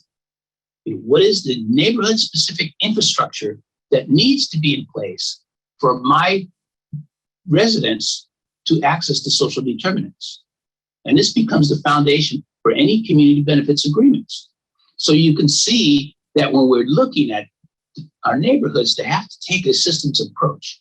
We must treat the complete patient or the complete neighborhood, not just the individual, but our neighborhood should have access to education, housing, employment, and all of the soft and hard tissue, connective tissue that makes it all happen. So treating the neighborhood as an important part of the fair housing process is really essential. And when we do that, we start seeing that the neighborhoods have to begin to provide access to renewable energy, good transportation, healthcare access, cradle to career pathways in all of these social determinants, and provide an infrastructure, an investment infrastructure for housing that is not just dependent upon grants.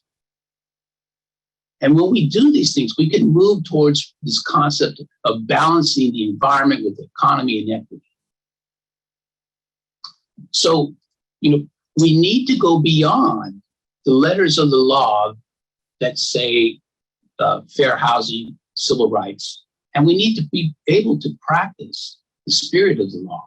Our planning needs to include, 5 and 10-year planning documents that really show that our neighborhoods need the infrastructure that has been missing all of these years. Identifying the housing products that we use need to stabilize our areas. Identify the energy infrastructure that's needed for neighborhoods to engage in this process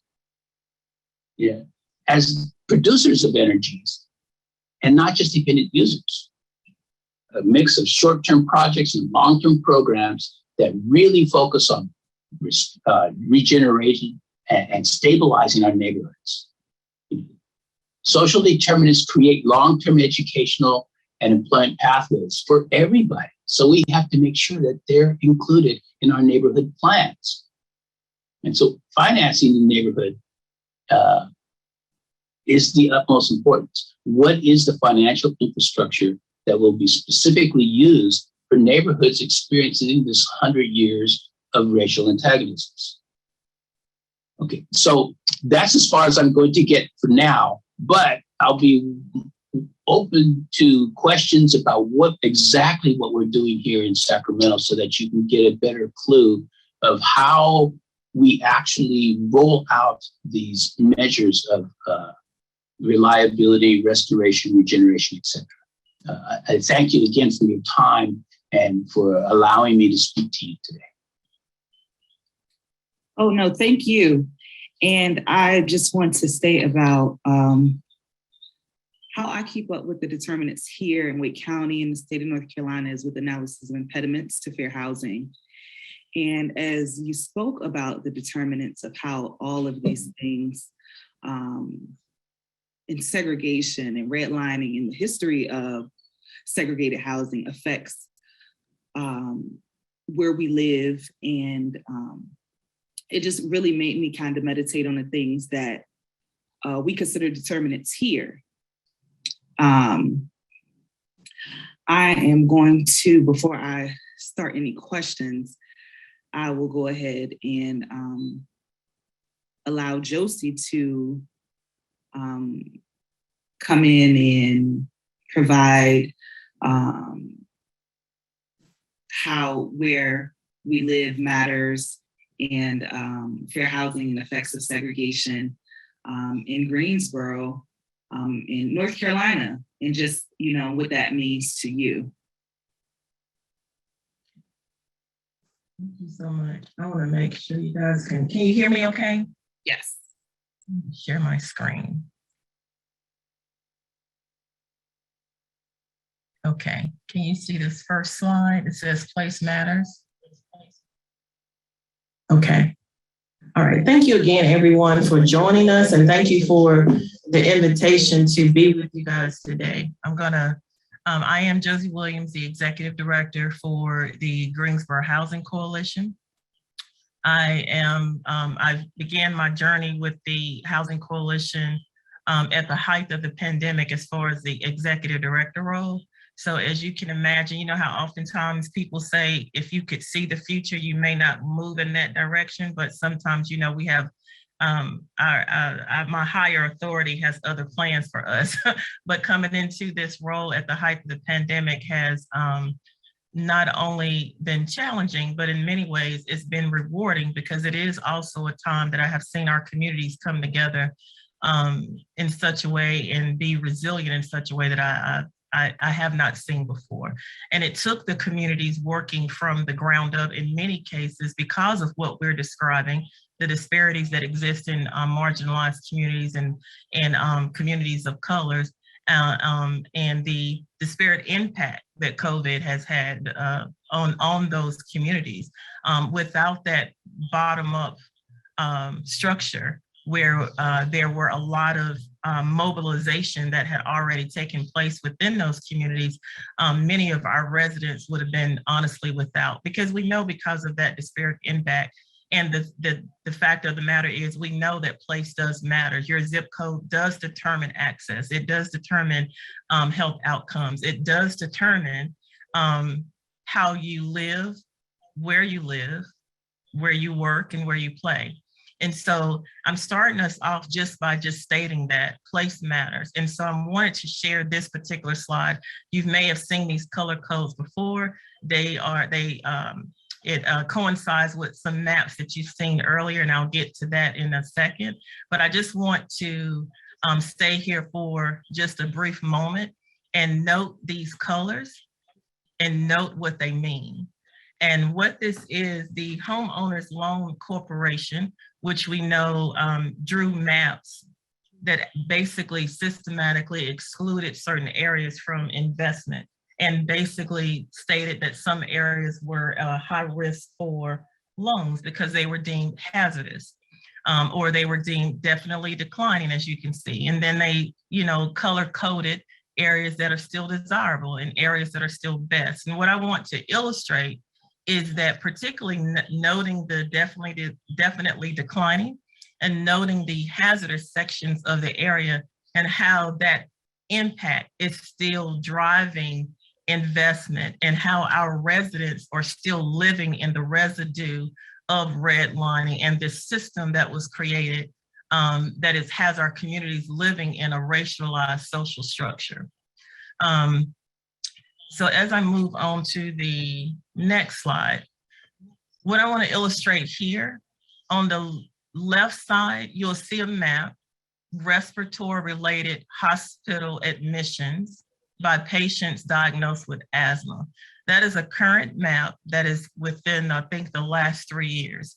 What I want to highlight on this map is this red crescent.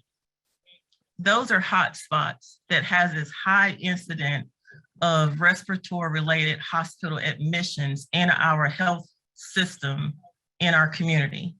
So this is data from Cone Health, and this is current data.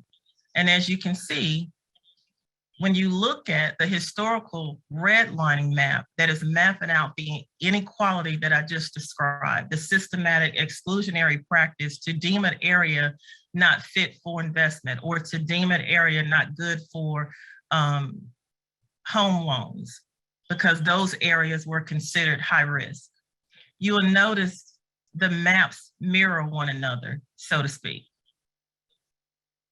That red hazardous that I just mentioned to you on that previous slide, that area was deemed hazardous and high risk for loans. What happened within that area, low investment or zero investment. The yellow was definitely declining. The green is the best, and the blue is still desirable, right? You got your current map with our respiratory-related illnesses, and you have this historical map showing a systematic exclusionary practice. What I want to demonstrate as well is, in the same area, on the left side, you have an historical map of a park that's in our community called Bingham Park. Bingham Park is a city park that sits on top of a landfill. We know it was common practice that landfills were put in low-income communities of color. That's just a fact. Our community, Cottage Grove, that I work a lot in, had that same impact. The map on the left is a current map of the area that one of our satellite offices used to be in. If I could zoom in and get really close, you'll see some circles on each map. The incinerator for this landfill was in the center of this park, still is there under the ground. The circles on the left side shows the spatial difference or the spatial reference to how that impacted that entire area. Where you see the circles on this map to the right, that is the community that we're in. There's nothing but a dense population of housing around that area. The area, you know, Jesus started mentioning the social determinants of health and the intersection between those varied factors. In this community, what we have is an intersection in this area, and I'm gonna back up and play around with my slides a little bit. But what we have in the intersection of this southeast and eastern Greensboro and that red, that's where Cottage Grove is. That's where Willow Oaks is. That's where East Side Park is. That whole area below the poverty line, that entire area, little investment. The investment is on the corridors of the community, but not inside the community. There's millions of dollars on the outside of the community, but on the inside of the community, in these areas, the investment really doesn't exist. Residents are fighting to change that. Same with this park, all this housing and things around that. You'll see if I could scroll in, but down in the bottom, there's a small circle on the pink map. There's Dudley High School. See how close in proximity all that is? So we have schools, and we have a lot of dense housing, renters and homeowners in this area. And right in the midst of it, you have these factors. I'm gonna pivot a little bit and then move into other environmental factors. Again, we're talking about social determinants, we're talking about the intersection, and we're talking about why place does matter. These environmental factors, also we have housing conditions. This is someone's home. Right now, you see across the country, within our cities, we have these high exorbitant amounts of rent. Our housing market, I don't say volatile, our housing market is violent right now. It's very concerning and very alarming to know that in the midst of, on top of this pandemic, we have these compounding layers. And we know that in these communities, those that are impacted the most are whom? We don't have to keep answering that question because we already know. This apartment, $800. He wants to go up on the rent. There's mold in the home. There was this open hole in the ceiling. And this is how the landlord fixed the unit, by putting duct tape and plastic.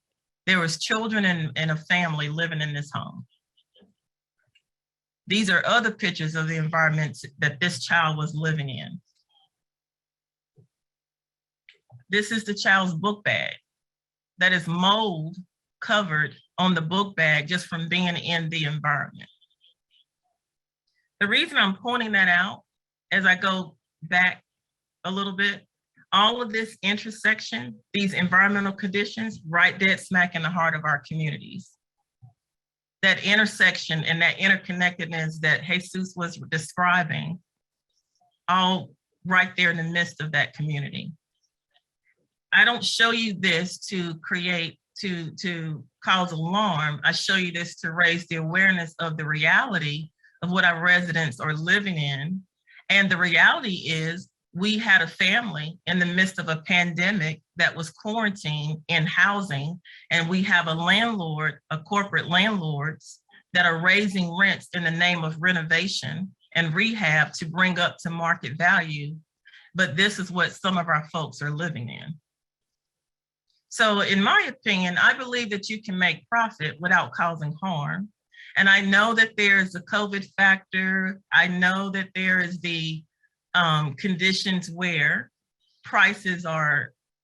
construction prices are higher. I understand. Delivery charges are higher. I understand, right? Inflation is increased due to this pandemic. I understand.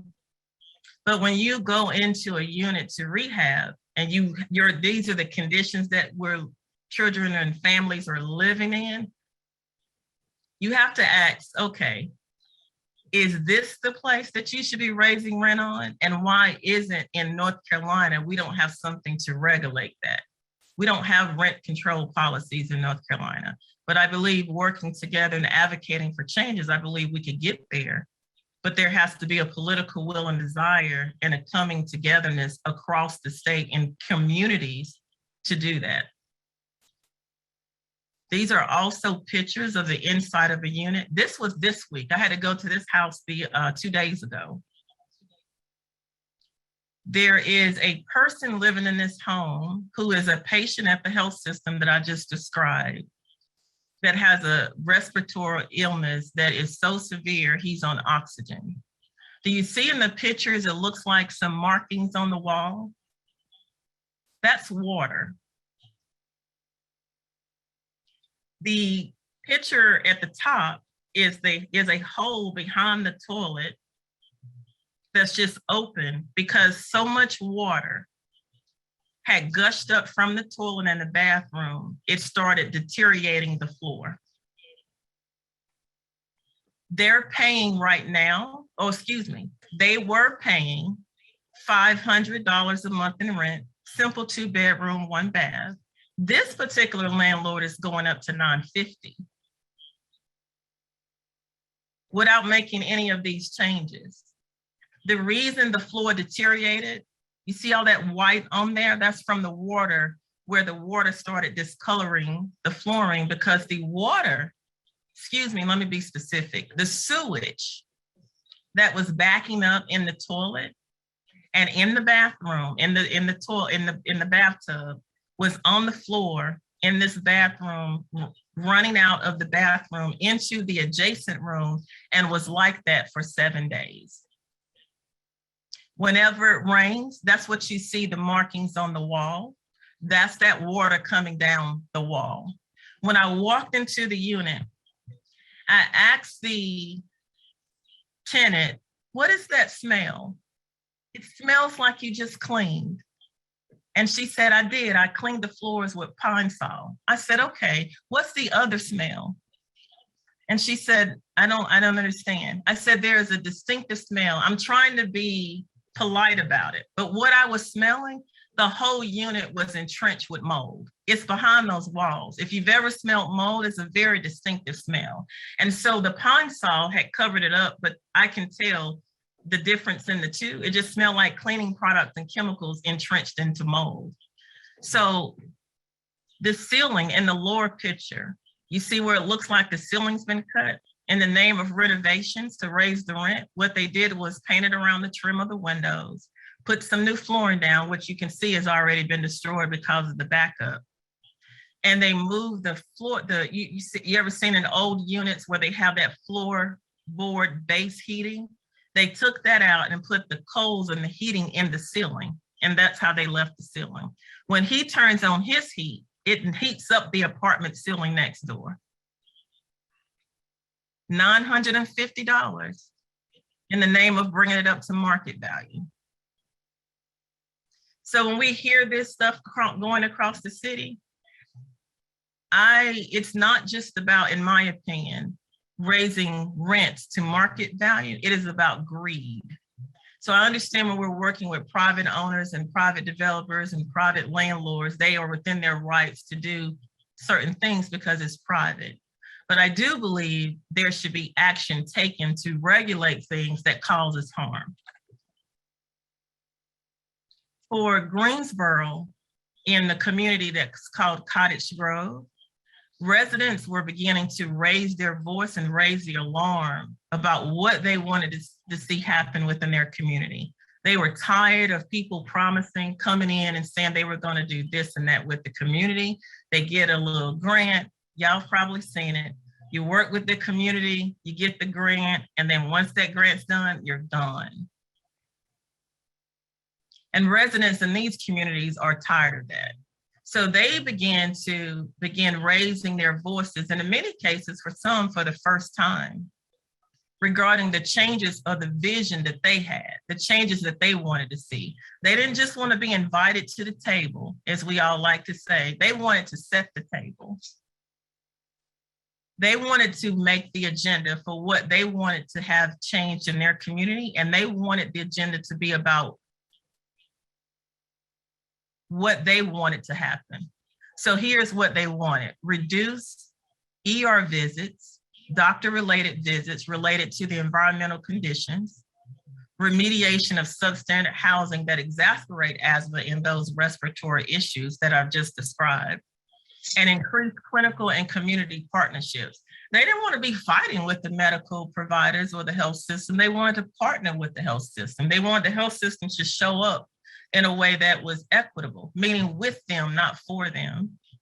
They wanted to address root causes, the things that we've talked about, the things that are needed, the policy and system and environmental changes. I think it was Alexandra that said earlier, in order for us to have equity, we have to have a state level response. We know that that's an uphill battle, particularly in North Carolina, but just across the country. They also wanted a walkable community. This community had no sidewalks. It is considered a food desert. There was one sidewalk going down the main street in the community, and it abruptly ended before you got to the Food Lion. That in some cases, for some, it is accessible, but for the majority of the community, this is a community that they rely on public transportation. This is a community that has a large elder population. This is a community that historically is disenfranchised and has little to no investment. As I mentioned, investment along the corridors, not necessarily inside. And so when we are working with these communities in this particular neighborhood or across our city to make those changes, when we are advocating with residents and having these mediation sessions with landlords, there are other factors at play related to policies that is beyond us, but we can actually share the awareness and raise the alarm to demonstrate why there needs to be certain policy changes and regulations related to the vision for this vision to come to pass. For instance, I think, many of us have stayed in apartments before, right? The criteria that you have to meet to get an apartment sometimes is, it's a lot, right? So when we're considering that, how is it that we have so much criteria to meet to get in a unit? And as you can see, some of these units, this particular person has been living in that unit for years, but we have another lady that's next door that's only been living there 1 year dealing with these conditions. So how is it we got to meet all this criteria to get in a unit? But if you want to be a property owner, you could literally go out and be real quick to do that without meeting any criteria.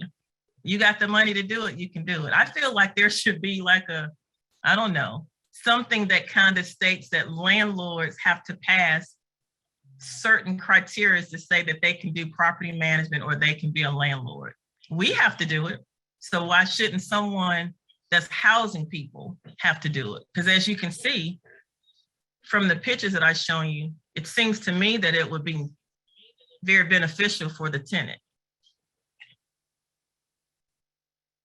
Because of the residents and their ownership of the changes that they wanted to see, resident-led community engagement strategies and collaboration with partners like us, other community partners and neighborhood associations started coming together, and they started creating opportunities that supported that vision and those changes that they wanted to see. So much so that they influenced and motivated the slumlord that previously owned an apartment complex to sell it. The way that they did that, first we had to build up a lot of trust. Trust was destroyed, in which we see a lot of times in these type of communities because of lack of promises, because of the historical dynamics that we've heard on this presentation today. And so people were had never spoken up before in front of Minimum Housing Commission here in Greensboro that regulates housing policy. They had never spoken up in front of city council. And for the first time, they began to feel comfortable and empowered in the voice that they had to speak up.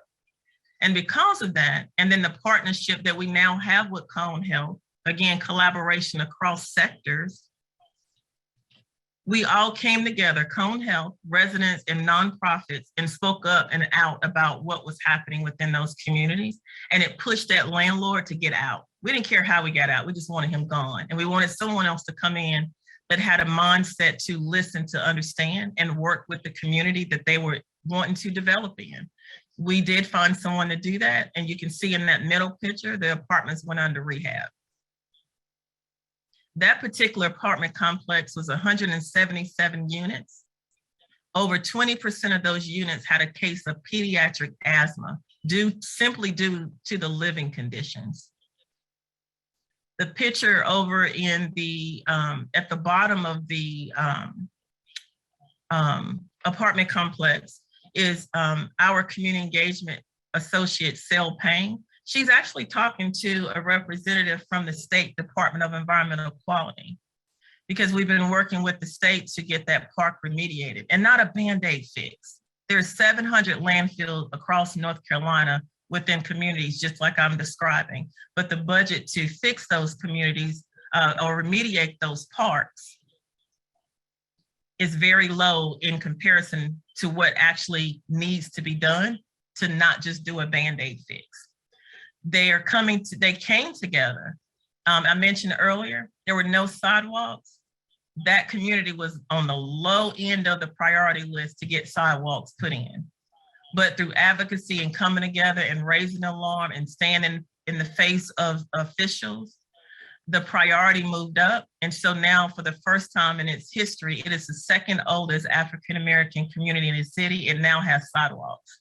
It now has bike lanes. There's another park that was behind the apartment complex that I just described. This was that park. That park was over 30 years old, had never been updated, never been renovated, poor drainage. It was just like water standing still in the midst of the park. The equipment, of course, severely old because, again, it hadn't been updated in 30 years. And residents began advocating for changes for that park to be done. We know being a park, it's massive. It's several acres. This small park behind an apartment complex that was already plagued with the conditions that I just described. These kids had nowhere to play. So can you imagine being isolated within a unit with those conditions that I just described, and to step out in front of your door, it's not clean, grass not cut, you got drainage issues, all these things happening, and there was no green space, no safe green space for them to play. This was that. However, through a process through working with the city of Greensboro, residents began to start working with Parks and Rec City of Greensboro. They started to work even more closely with us and our other partners, and they began to engage directly and continually in decision-making, not just on the tail end, because sometimes we have a problem bringing folks in after we've already set the agenda. Our residents, and we were giving them the space to say, no, you co-created with us. You set the agenda.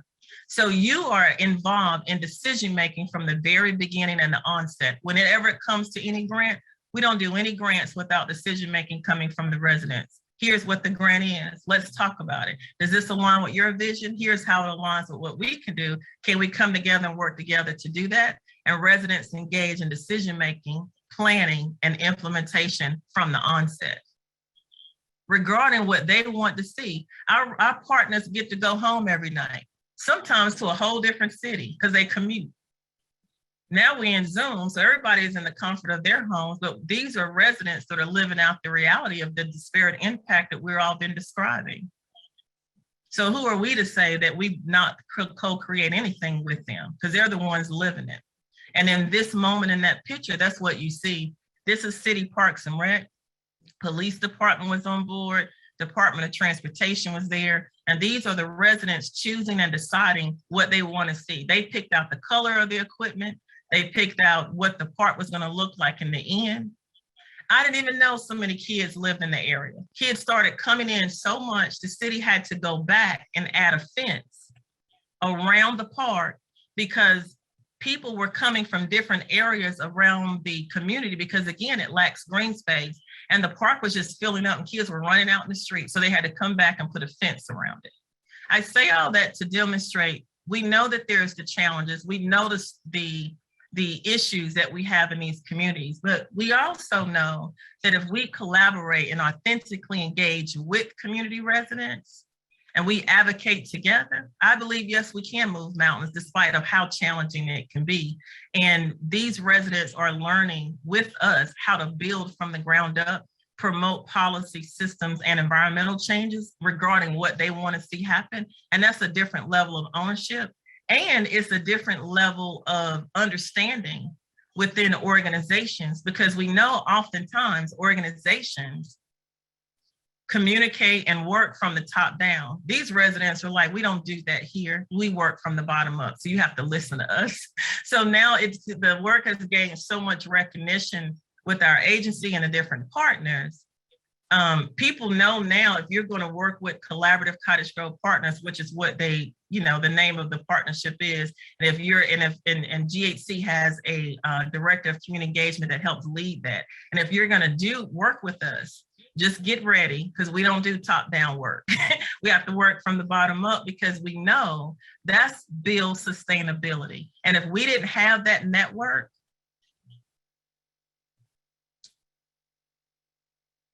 the information and the resources during the pandemic, we were already one of the last communities to get vaccines, to get testing. It's in a food desert. Grocery stores and transit, everything, was shut down in such a way it was hard to access. And if we didn't have that network, that collaborative structure, I don't know what our residents would have done because it wasn't anyone that came and saved the day. It was the community working together and partners like us and others that were working with those communities to get the resources that they needed. And that's why we finally got vaccines. That is why we finally got testing because we had to demand it. And I'll leave you with this note. Someone asked me when we were doing the testing, they came out to the area and they were amazed at there was 200 people or people were just coming in droves, like carpooling, because again, access and transit issues, and people were in vans, multiple families in vans coming in droves to get tested in the beginning stages. And I heard a medical person say, wow, we didn't think all this was going to happen over here. We should have came over here earlier. And I was like, oh, sweetheart, let me teach you something. Maybe you should hang out with us a little bit more. You'll find that's what equity is all about. If you bring it to us and meet us where we are there. So do not ever discount the community in that way. And she said, oh yeah, I see it now. I thought that was comical. Thank you guys again. And if you have any questions or any comments or feedback, please feel free to reach out to me. And Jaleesa, I'll send it back over to you. Thank you. Thank you. Thank you. So we do have some questions, and I will first start off my questions with Josie. And my question would be, what can advocates do in Raleigh and in Wake County to ensure that the fair housing concerns are in the forefront of all community and economic development plans?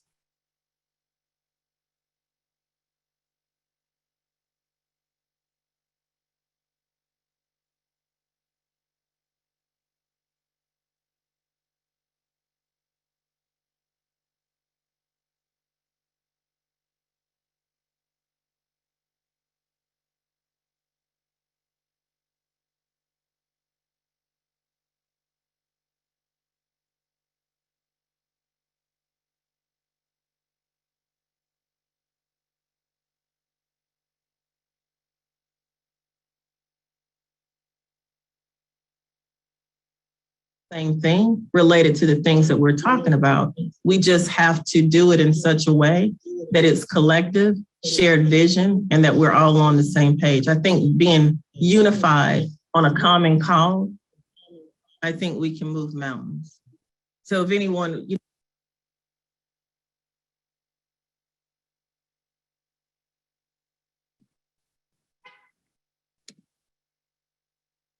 You went muted. I think your sound went out. okay, did I go? Am I back? Yeah, you're back. I can hear you now. Yeah, I think that coming together as a collective with a shared vision and cause to create the change that we're describing is key. You know, as I was mentioning, we saw across the country the uprising due to the racial injustices, and people were coming together collectively across the country on a common thing. I think that we could do the same thing in our state related to the conditions that we're talking about today. And if anybody wants to do that, you have sign me up. Yes. So I have a question for you, Dr. Hernandez. And I would like to know, first, thank you for that, Josie. First off, the work that y'all doing in Greensboro is phenomenal. It's so encouraging and uplifting.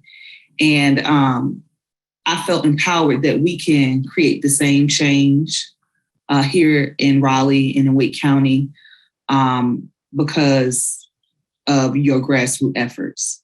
So it shows and it creates a blueprint of how we need to maneuver and how we educate the community to put the community members involved and in place and in position to stand up for their rights.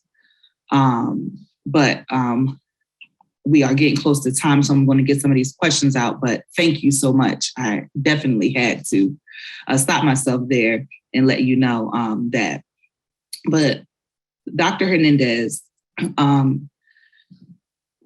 question for you would be, what best practices in fair housing and equitable development exist from outside North Carolina?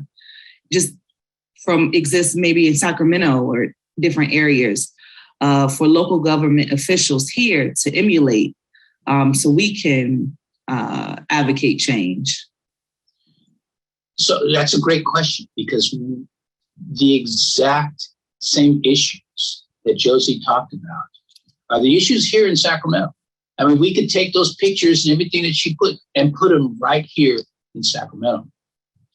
And one of the things that the city did was to ask me to write a report on the effects of all this discrimination.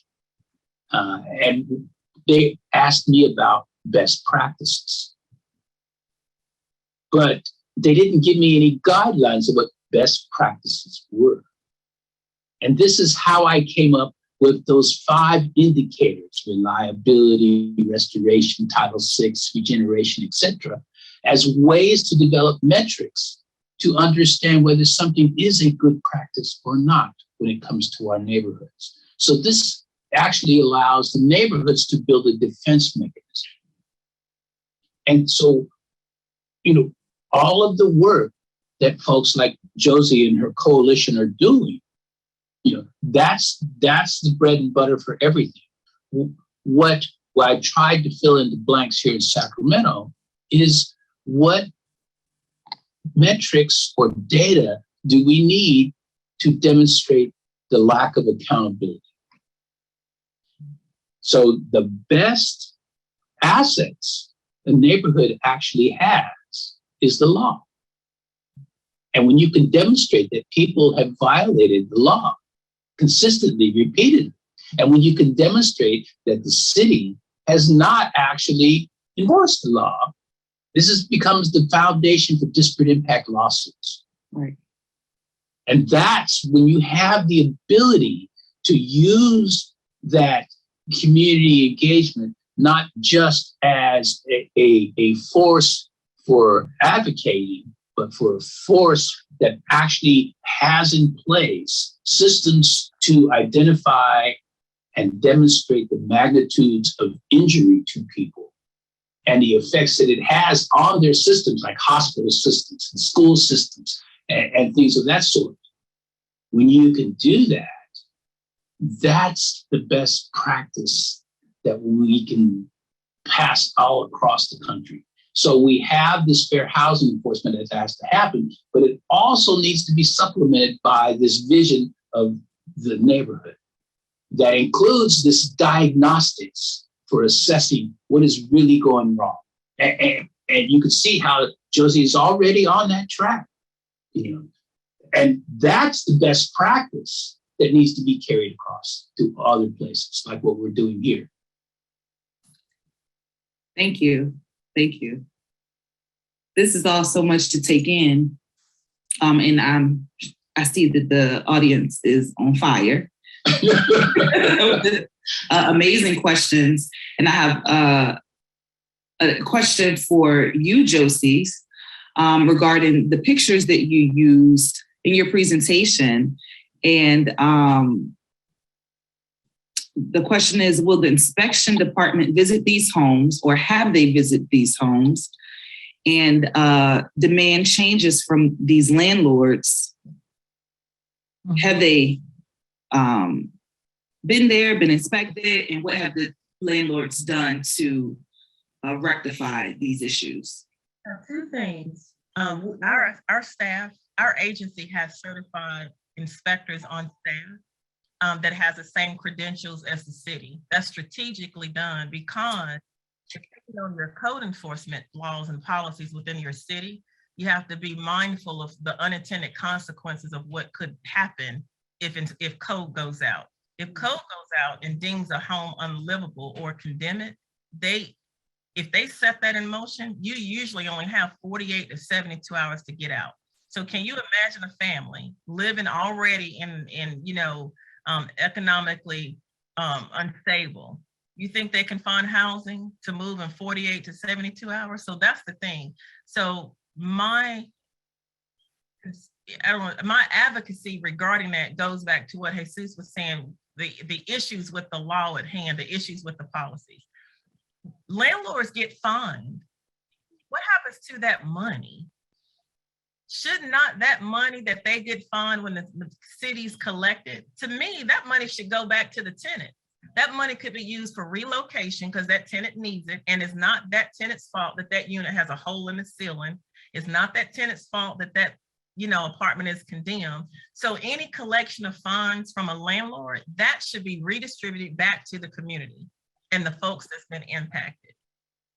So what happens usually, we get calls to go out first to do an inspection, sometimes before code get calls, because some people know it's so bad if code goes out, they're caught in a catch-22. They're gonna condemn it. I don't have anywhere to go. So we help with relocation services when a home is condemned. We have a program that if the home is condemned to no fault of your own, we can provide deposit and first month's assistance to help you relocate. The problem is we're in a housing environment where low, decent, affordable housing is almost non-existent.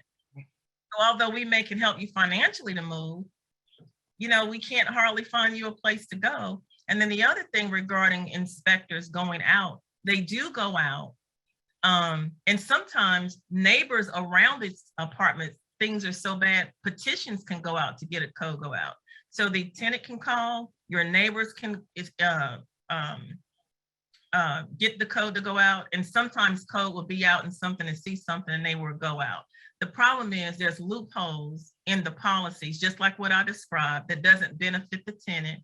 It still benefits the property owner, because even if you don't time it right, code officers do not go out and inspect empty units. So say, for instance, we move that tenant out really quickly and unfortunately they found someplace. Once it's empty, you see what I'm saying? Who's reporting on that?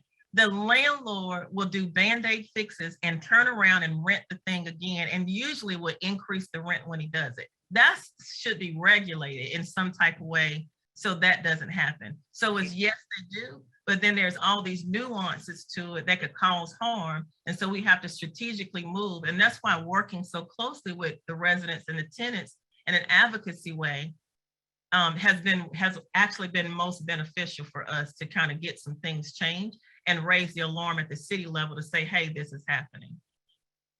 Thank you. Thank you.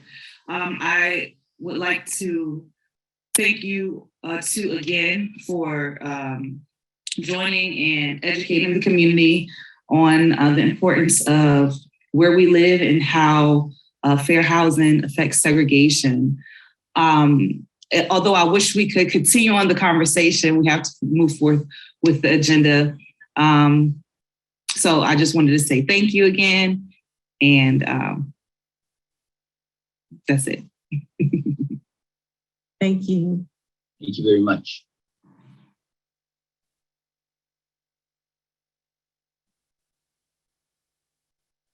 Hello, everyone. My name is Kelly Clark. I am one of the attorneys with the Fair Housing Project of Legal Aid of North Carolina, and have so enjoyed the conference thus far. And now we're going to transition into awards, the award section. And so I have been delegated the task to introduce and to present the Stella J. Adams for Housing Advocate Award. And this year it goes to Josie Williams, Executive Director of the Greensboro Housing Coalition. And as I said to Josie, as I was trying to get into the session, she actually just made my job a lot easier, because I would just say Exhibit A, her presentation today, as to why she is the recipient of the Stella J. Adams Fair Housing Advocacy Advocate Award that we present. And as many of y'all may know about Stella J. Adams, she was a fierce, and she still is a fierce fair housing advocate,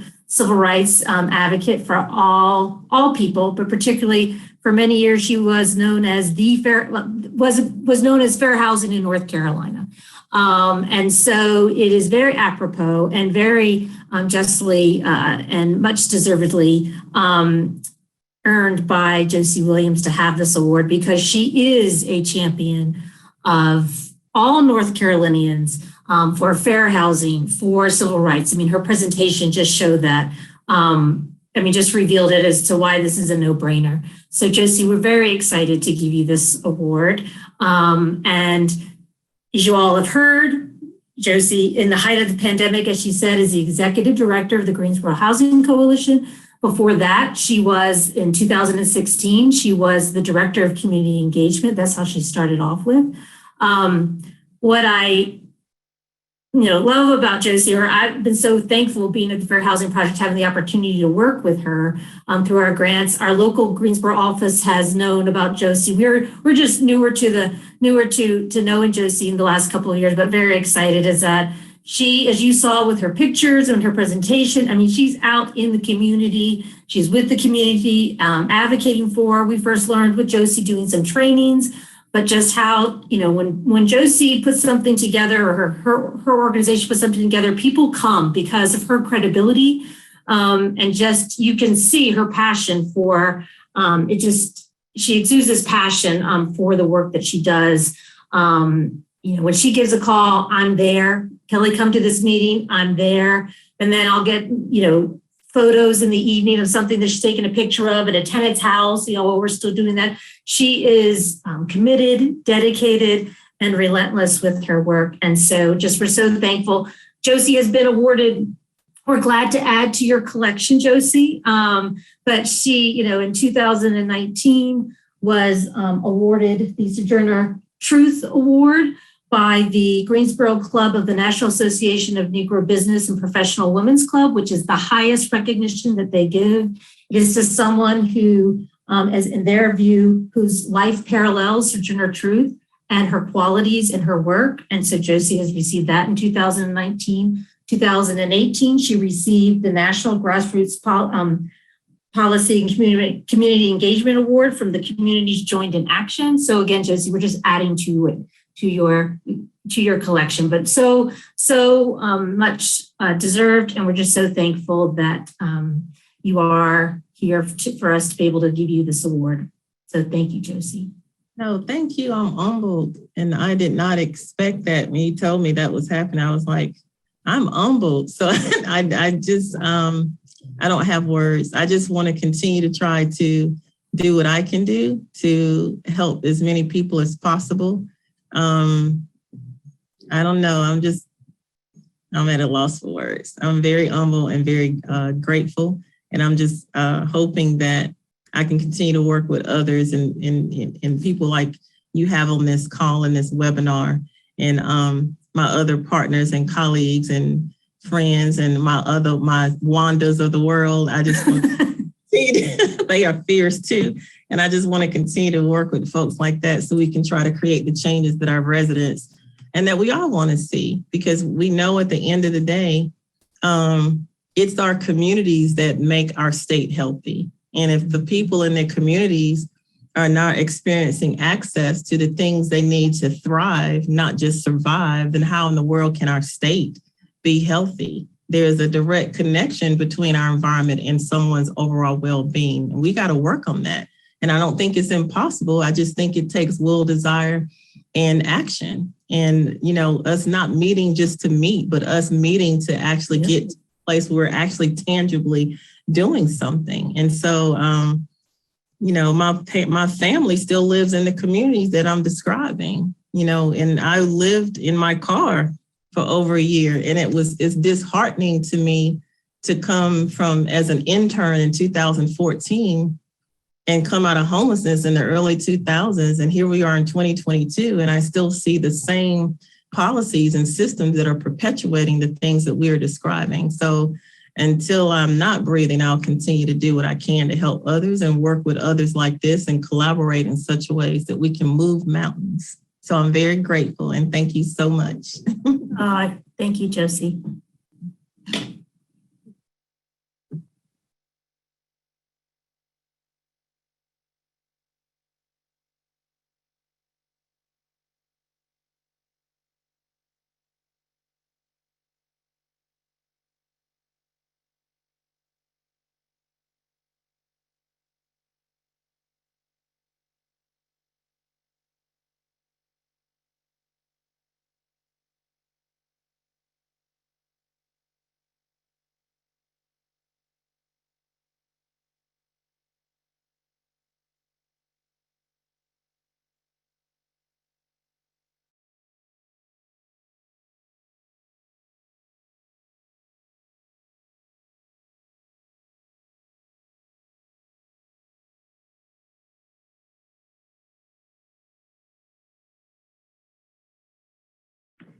Hello, everyone. My name is Lauren Brazil. I'm an attorney with the Fair Housing Project of Legal Aid of North Carolina. I have the privilege today of presenting the Jeff Dillman Fair Housing Advocate Award.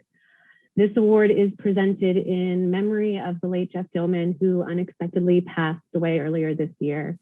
Jeff dedicated his career to the pursuit of social justice, civil rights, and fair housing for all, and tirelessly serving our communities and clients. He was the co-director of the Fair Housing Project for the last decade, and we will miss him dearly. Jeff was also a longtime partner to and supporter of the Raleigh Fair Housing Hearing Board. He worked closely with the Hearing Board over the years to host this annual conference, but also to expand housing education and enforcement in Raleigh and across the Triangle. This year, we present the Jeff Dillman Advocacy Award to Jack Holtzman. Jack is another longtime social justice, civil rights, and fair housing advocate and attorney. Jack has fought to improve the lives of low-income North Carolinians since the late 1980s. At East Carolina Legal Services, North Carolina Prisoner Legal Services, North Carolina Justice Center, and for the last decade as Jeff's co-director of the Fair Housing Project.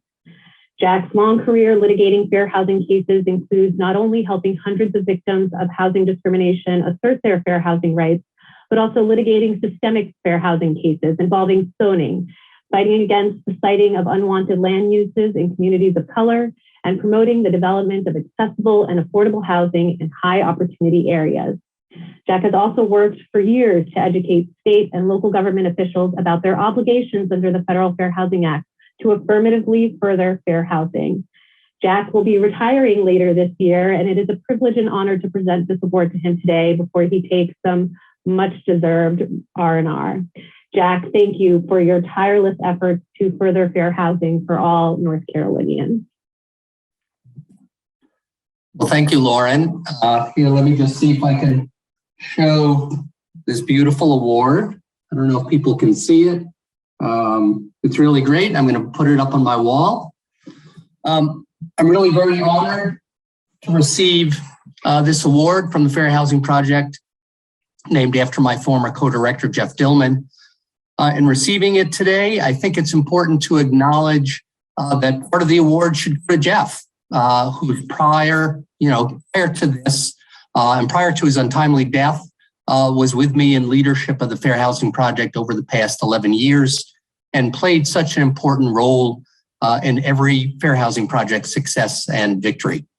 A part of this award should also go to the Fair Housing Project's amazing staff, Lauren Brazil, Kelly Clark, Jen Lozano, Drea Johnson, and Hope Williams, a numerically small but mighty group of incredible advocates who continue to educate and enforce, they educate the public, enforce fair housing laws across North Carolina.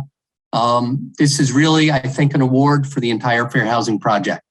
So congratulations are due to each of them.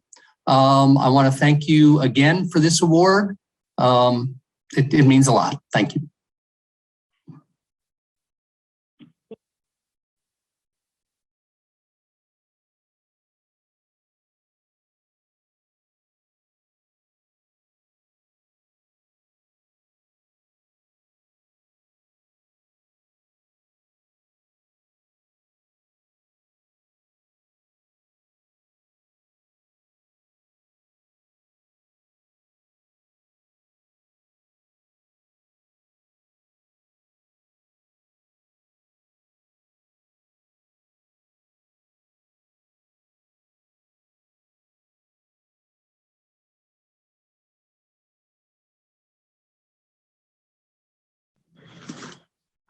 Good afternoon, everyone. I am delighted and grateful to be here. Thank you all for attending the Fair Housing Hearing Board Conference today.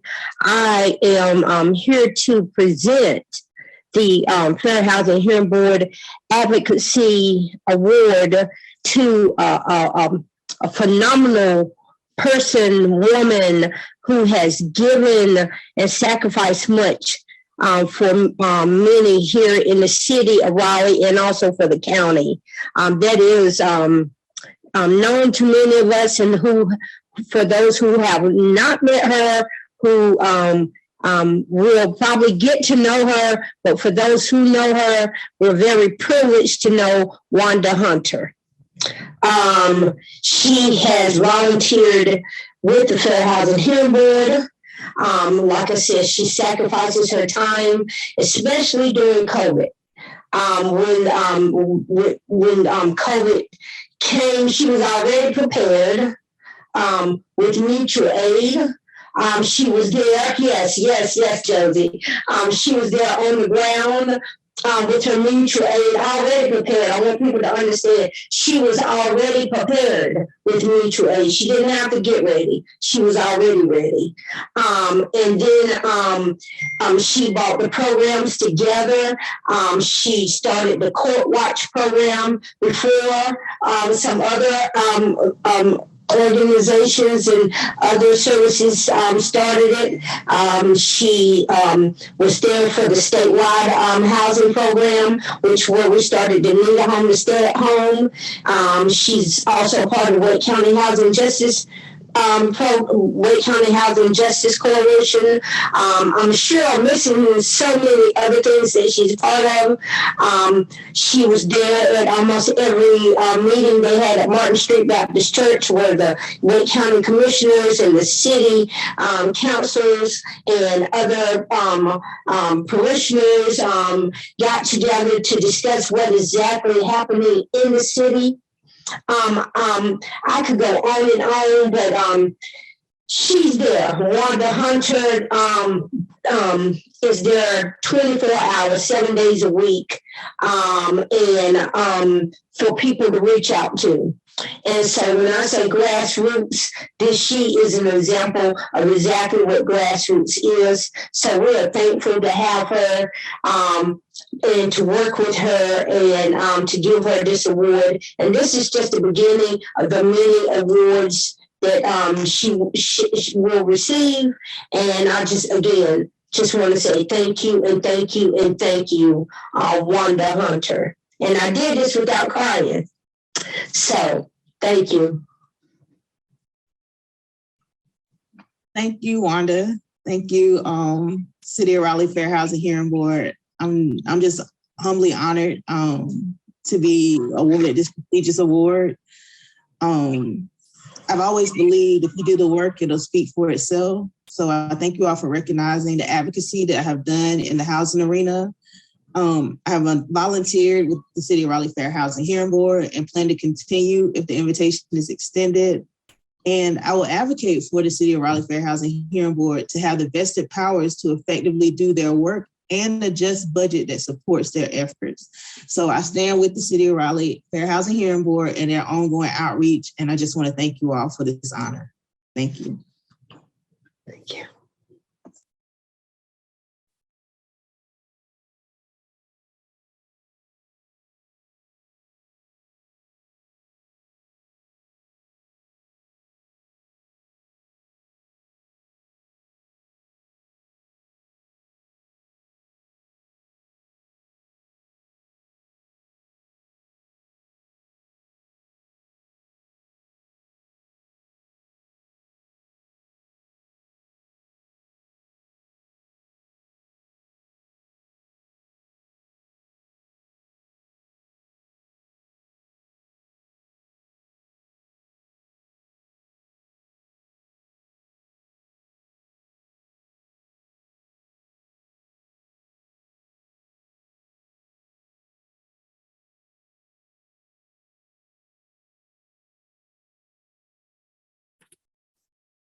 So,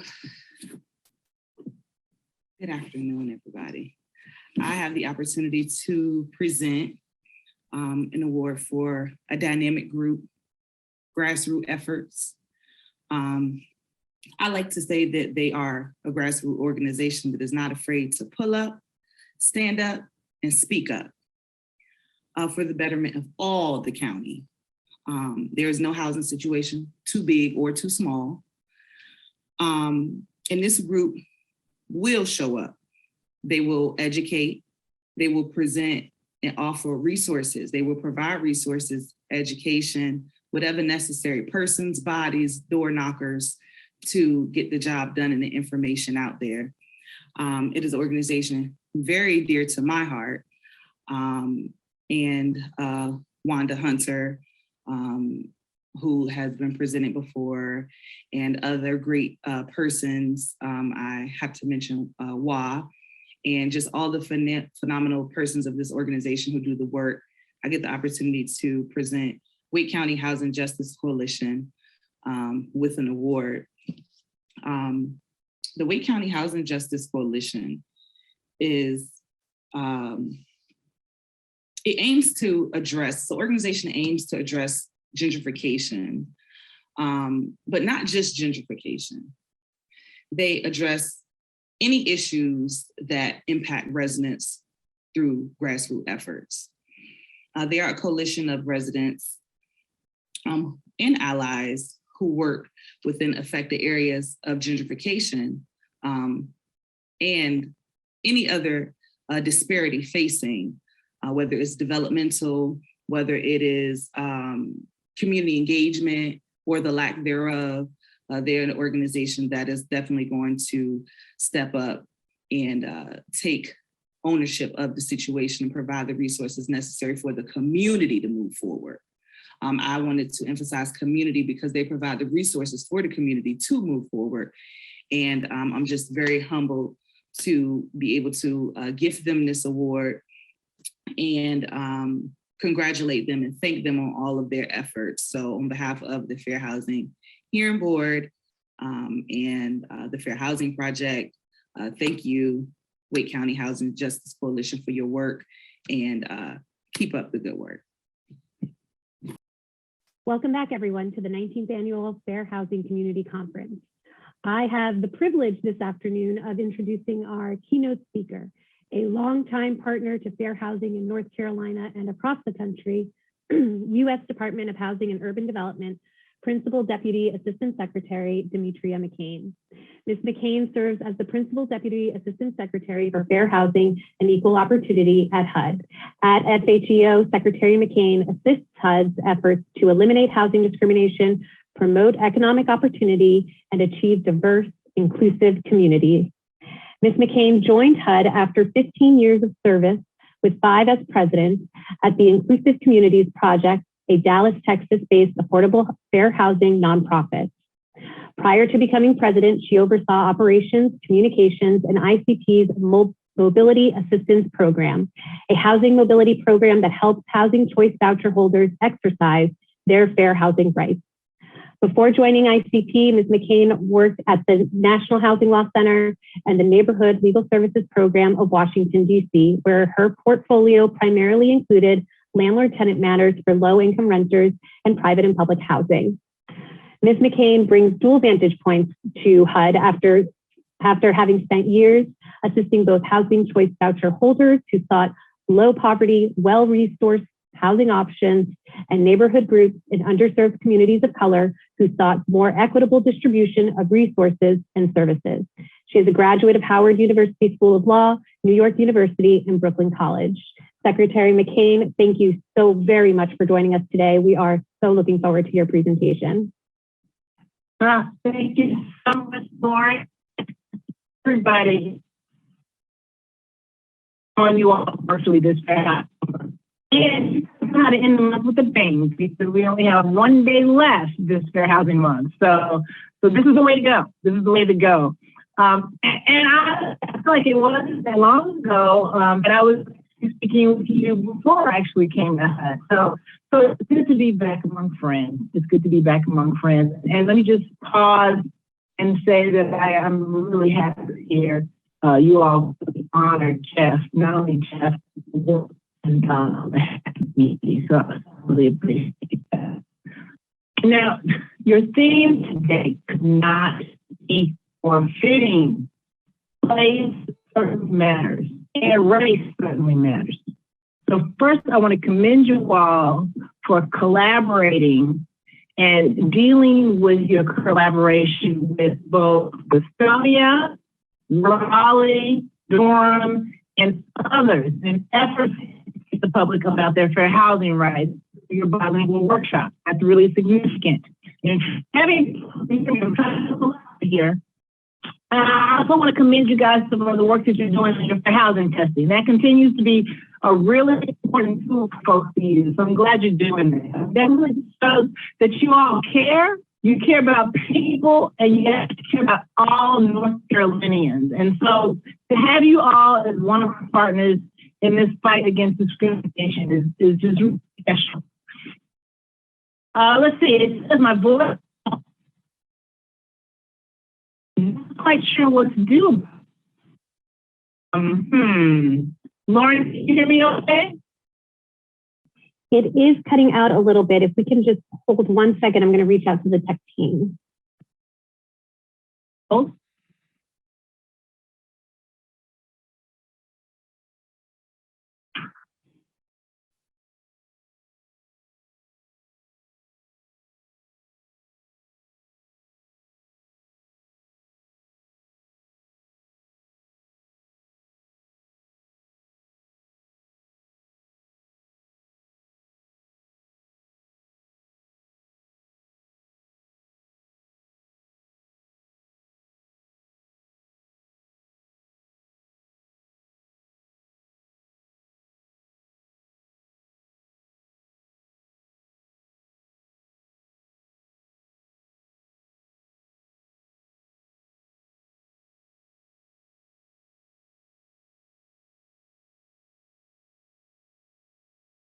Okay, how does that sound? Is that better? Yeah. One, two. You tell them better. Okay, great. Better. All right. So I just want to commend you all for all the work you're doing. I mean, focusing not just on Fair Housing Month itself to commemorate Fair Housing Month, but really focusing on the recognition that there's more work to be done, right? Through fair housing, not just celebrate this 1 month that we have. So let me just backtrack a little bit and just just pause for a second and share this little story with you. Not too many years ago, there was a new homeowner, Black homeowner, who had bought a home 3 years prior. That homeowner actually received a check in the mail. It wasn't a Publishers Clearinghouse size check, but it was a sizable check. The homeowner didn't understand where the check came from or what it was about. But within that piece of mail was a letter. And there was a letter from the homeowner's lender. Remember, this is a homeowner who had been owning the home for 3 years. And the letter said that the check was part of a settlement agreement that the lender struck after the Department of Justice filed a suit against it for actually treating Black and Latinx home buyers or people borrowing money from them differently than white non-Hispanic home buyers. And so it was a settlement of that particular case.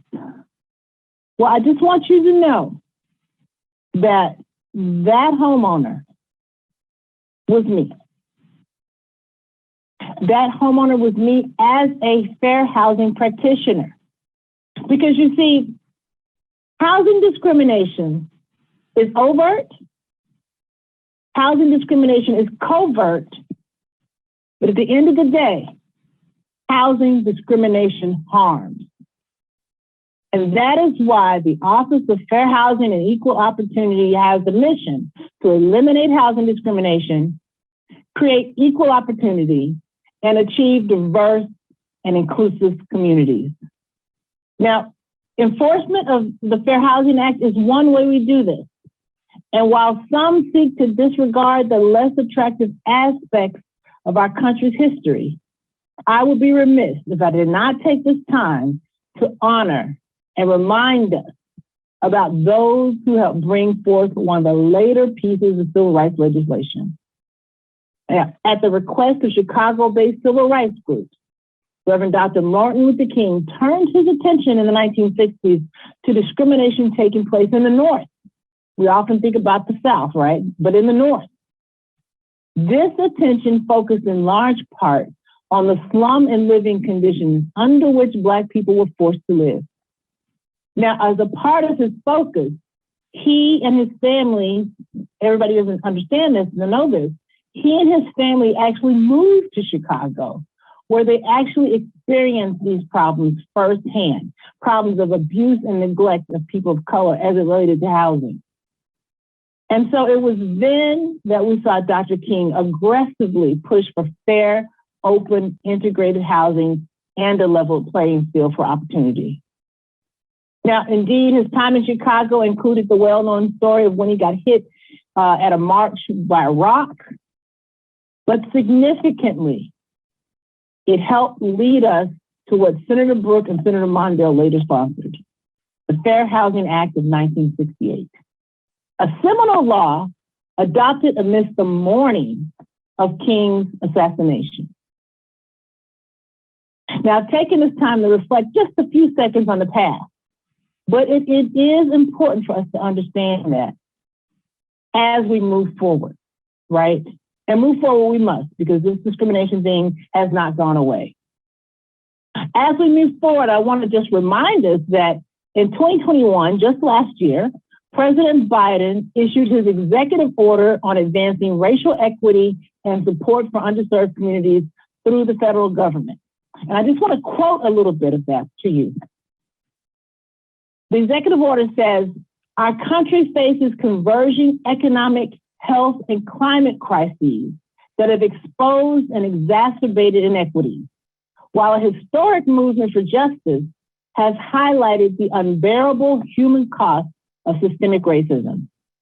Our nation deserves an ambitious whole of government equity agenda that matches the scale of the opportunities and challenges that we face. Close quote. Now, while a number of phone calls to fair housing complaint lines has significantly increased over the past year and during the pandemic, I just want you to know that our office has been able to provide $20 million in American Rescue Funds to our nonprofit fair housing partners as they address the impacts the pandemic has had when it comes to housing discrimination, because the problem was always there before the pandemic. But certainly we see that the pandemic has really exacerbated things. And now, while this work on individual complaints and investigating and enforcing individual complaints is very important, we cannot disregard the systemic issues that exist in housing as well. In fact, President Biden, through a memo, actually just a few days after he issued the executive order that I just read from, back in January 26th, through a memo to HUD, not to other agencies, but to HUD, he made it clear, and I'm going to quote, during the 20th century, federal, state, and local governments systematically implemented racially discriminatory housing policies that contributed to segregated neighborhoods and inhibited equal opportunity and the chance to build wealth for Black, Latino, Asian American and Pacific Islander, and Native American families and other underserved communities. Ongoing legacies of residential segregation and discrimination remain ever present in our society. These include racial gap in homeownership, persistent underevaluation of properties owned by people of color, a disproportionate burden of pollution and exposure to the impacts of climate change in communities of color, and systemic barriers to safe, accessible, and affordable housing for people of color, immigrants, individuals with disabilities, and lesbian, gay, bisexual, transgender, gender nonconforming, and queer LGBTQ+ individuals. Close quote. He went on to say, it is the policy of the administration that the federal government shall work with communities to end housing discrimination, to provide redress to those who have experienced housing discrimination, to eliminate racial bias and other forms of discrimination in all stages of the home buying and renting process, to lift barriers that restrict housing and neighborhood choice, to promote diverse and inclusive communities, to ensure sufficient physically accessible housing, and to secure equal access to opportunity for all. The Secretary of HUD shall take any necessary steps as appropriate and consistent with applicable law to implement the Fair Housing Act's requirements that HUD administers programs in a manner that affirmatively furthers fair housing. Now, as many of you may know, the duty for HUD and its HUD grantees to affirmatively further fair housing is in fact the lesser known provision of the Fair Housing Act. But folks, it is one of immense possibilities, because to affirmatively further fair housing is not simply to not discriminate. It is about state government, local government, and housing authorities taking proactive steps to help us achieve the fair, open, and equal housing opportunity that Dr. King and the advocates who birthed the Fair Housing Act talked about. Now, let's just go back. In 2015, during the Obama administration, HUD designed and published a rule to give life to this long overlooked requirement. But unfortunately, that rule was washed away with the last administration. However, in this administration, in June 2021, HUD published an interim final rule to immediately restore implementation of the Fair Housing Act's affirmatively furthering fair housing requirement. Now, this interim final rule provides a robust definition of what that duty is to affirmatively further fair housing, which many HUD grantees must certify compliance. Under this restored affirmatively furthering fair housing regulatory definition, municipalities and other HUD-funded recipients who must certify will commit to taking steps to remedy their unique fair housing issues. And in order to support compliance, HUD restored the technical assistance materials for fair housing planning, because you got a plan, right? Also, HUD began making available on a voluntary basis to funding recipients to utilize our services for technical assistance who want to go ahead and start now in identifying fair housing concerns that might exist locally in their communities. So as I speak to you today, We at HUD are in the midst of redrafting and improving that 2015 AFFH rule, Affirmative Furthering Fair Housing Rule. I can't tell you the details of it, but I want to invite you all to please participate in the comment period. Once that is out for the public, we're going to ask your reactions to our draft rule. And so your reaction will be very important. We started the drafting after we did a number of listening sessions this fall, because we wanted to hear from folks. When we heard from trade organizations that represent housing authorities, trade organizations that represent cities, we heard from civil rights folks, we heard from people with lived experiences, because that's very important to the secretaries to hear from people with lived experiences. It's really important because what we do affects real people who have real housing problems. Now, on to other HUD fair housing priorities, I guess you would say, would include addressing the discriminatory practices in the appraisal and lending space. HUD has reaffirmed commitments to eliminate discrimination in both the appraisal and lending processes. Now, Secretary Marcia L. Fudge recently led an interagency initiative to address inequity in home appraisals and help families of color build wealth. It's called the Property Appraisal and Valuation Equity Task Force. It's a mouthful, so we shorten it and call it the PAVE Task Force. So the PAVE Task Force brought together federal agencies to identify and eliminate discrimination in the home appraisal process. And maybe you've seen some of these issues on TV or in the news. So what they came out with during that period of time, about 13 agencies across the government came together, is they came out with the PAVE Action Plan. And the PAVE Action Plan, it doesn't simply state a bunch of recommendations that you're going to be left on the shelf. It's really about each of those agencies taking what they can do and looking at how they can further deal with this issue. And collectively, hopefully, we will have a fairer, non-discriminatory appraisal process in the country. And let me just invite you all to a website, not only to read the action plan, but you can see a YouTube video of when Vice President Harris and others came out and rolled that out. Because there you will actually hear from people who were impacted by discriminatory appraisal. And honestly, it brought tears to my eyes when I actually watched it. So I just want you to know that these folks that you're going to see when you watch that video are folks, Black families who were getting home appraisals, but ended up having to get their white friends to come into their house, act like the homeowner to get it appraised. And once they did that, guess what? The appraisals were much larger. This is happening in 2022, folks. Additionally, HUD signed a memorandum of understanding with the Federal Housing Finance Agency to really kind of launch a collaborative fair housing and fair lending enforcement and oversight process. Their agency is over fair lending, our agency is over fair housing. So together we're kind of sharing data, and with that, we hope to attack more efficiently some of the issues that we see in the fair lending space.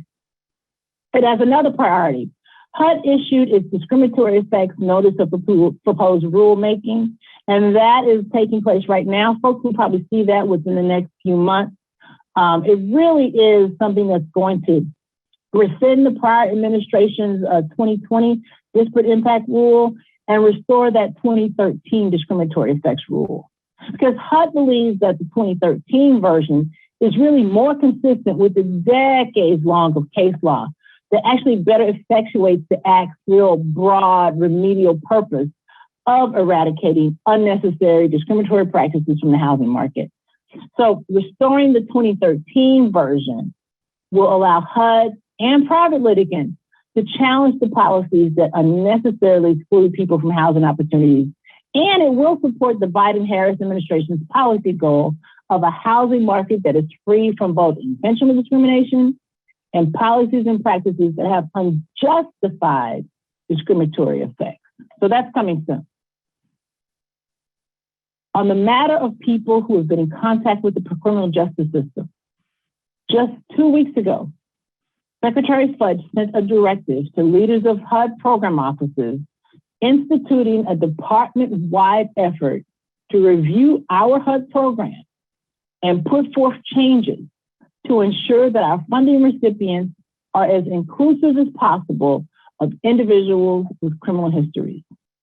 In so doing, she stated, and I will quote from Secretary Fudge, "Too often, criminal histories are used to screen out or evict individuals who pose no actual threat to the health and safety of their neighbors. And this makes our communities less safe because providing returning citizens with housing helps them reintegrate and makes them less likely to reoffend. We also cannot ignore the fact that persons who have been involved with the criminal justice system are disproportionately racial minorities or persons with disabilities. We must understand the potential discriminatory impact exclusions based on criminal history can have on protected classes. As part of our ongoing effort to make HUD programs more equitable, we must do all that we can to prevent unfair and potentially discriminatory exclusions from our program." And so we're under a kind of a 6-month kind of period for us to do that internally to HUD. So that's really active work that's going on right now. Now let me take us back real quickly to February of last year, 2021. That's when HUD announced that it would direct FHEO and HUD-funded fair housing partners like yourselves to enforce the Fair Housing Act to prohibit discrimination based on gender identity or sexual orientation. Now, this is really kind of consistent with President Biden's Executive Order 13988, as well as the Supreme Court's decision in Bostock versus Clayton County. So this action by HUD is significant because it advances equal access to housing and it provides protections to a broader community that has historically been subjected to discrimination. And speaking of equal access, HUD announced in April 2021 that 9 leading public housing authorities will participate in HUD's new Housing Choice Community Choice demonstration. Through the demonstration, these sites will provide over 10,000 families with children better access to low poverty neighborhoods with higher performing schools and strong community resources. Participating regions represent a diverse group of housing markets, population sizes, local laws as it relates to source of income discrimination, as well as experiences in implementing mobility programs. And that's being handled by our friends over in HUD's Public and Indian Housing Department. And so while they're doing that and carrying this out, I just want you to know that HUD is keenly aware of how zoning and source of income discrimination can stifle the ability of residents to access housing and community conditions where they believe they can best thrive. Now, there's a whole lot to be done. And if we're going to significantly decrease discriminatory housing practices, we cannot do it without you all there in North Carolina. At FHEO, we always say that fair housing is more than just words. So we ask that you continue to join us to help ensure, in fact, that fair housing is more than just words. Thank you so much for inviting me. I love my folks in North Carolina, Lauren and everybody. Thank you, thank you, thank you. Thank you so much, Deputy Assistant Secretary McCain, for sharing your wealth of knowledge and experience. We are in North Carolina and across the country just so fortunate to have you and your colleagues leading fair housing enforcement at HUD. I think I speak for many advocates when I say we are looking forward to hearing more about what the proposed AFFH rule will look like in the future and how we can use AFFH to combat the displacement and gentrification that we are seeing in our communities in Raleigh and Wake County and really across North Carolina and beyond. Thank you, Lauren. Have a great one. Thank you, you too. This now concludes the 19th Annual Fair Housing Community Conference.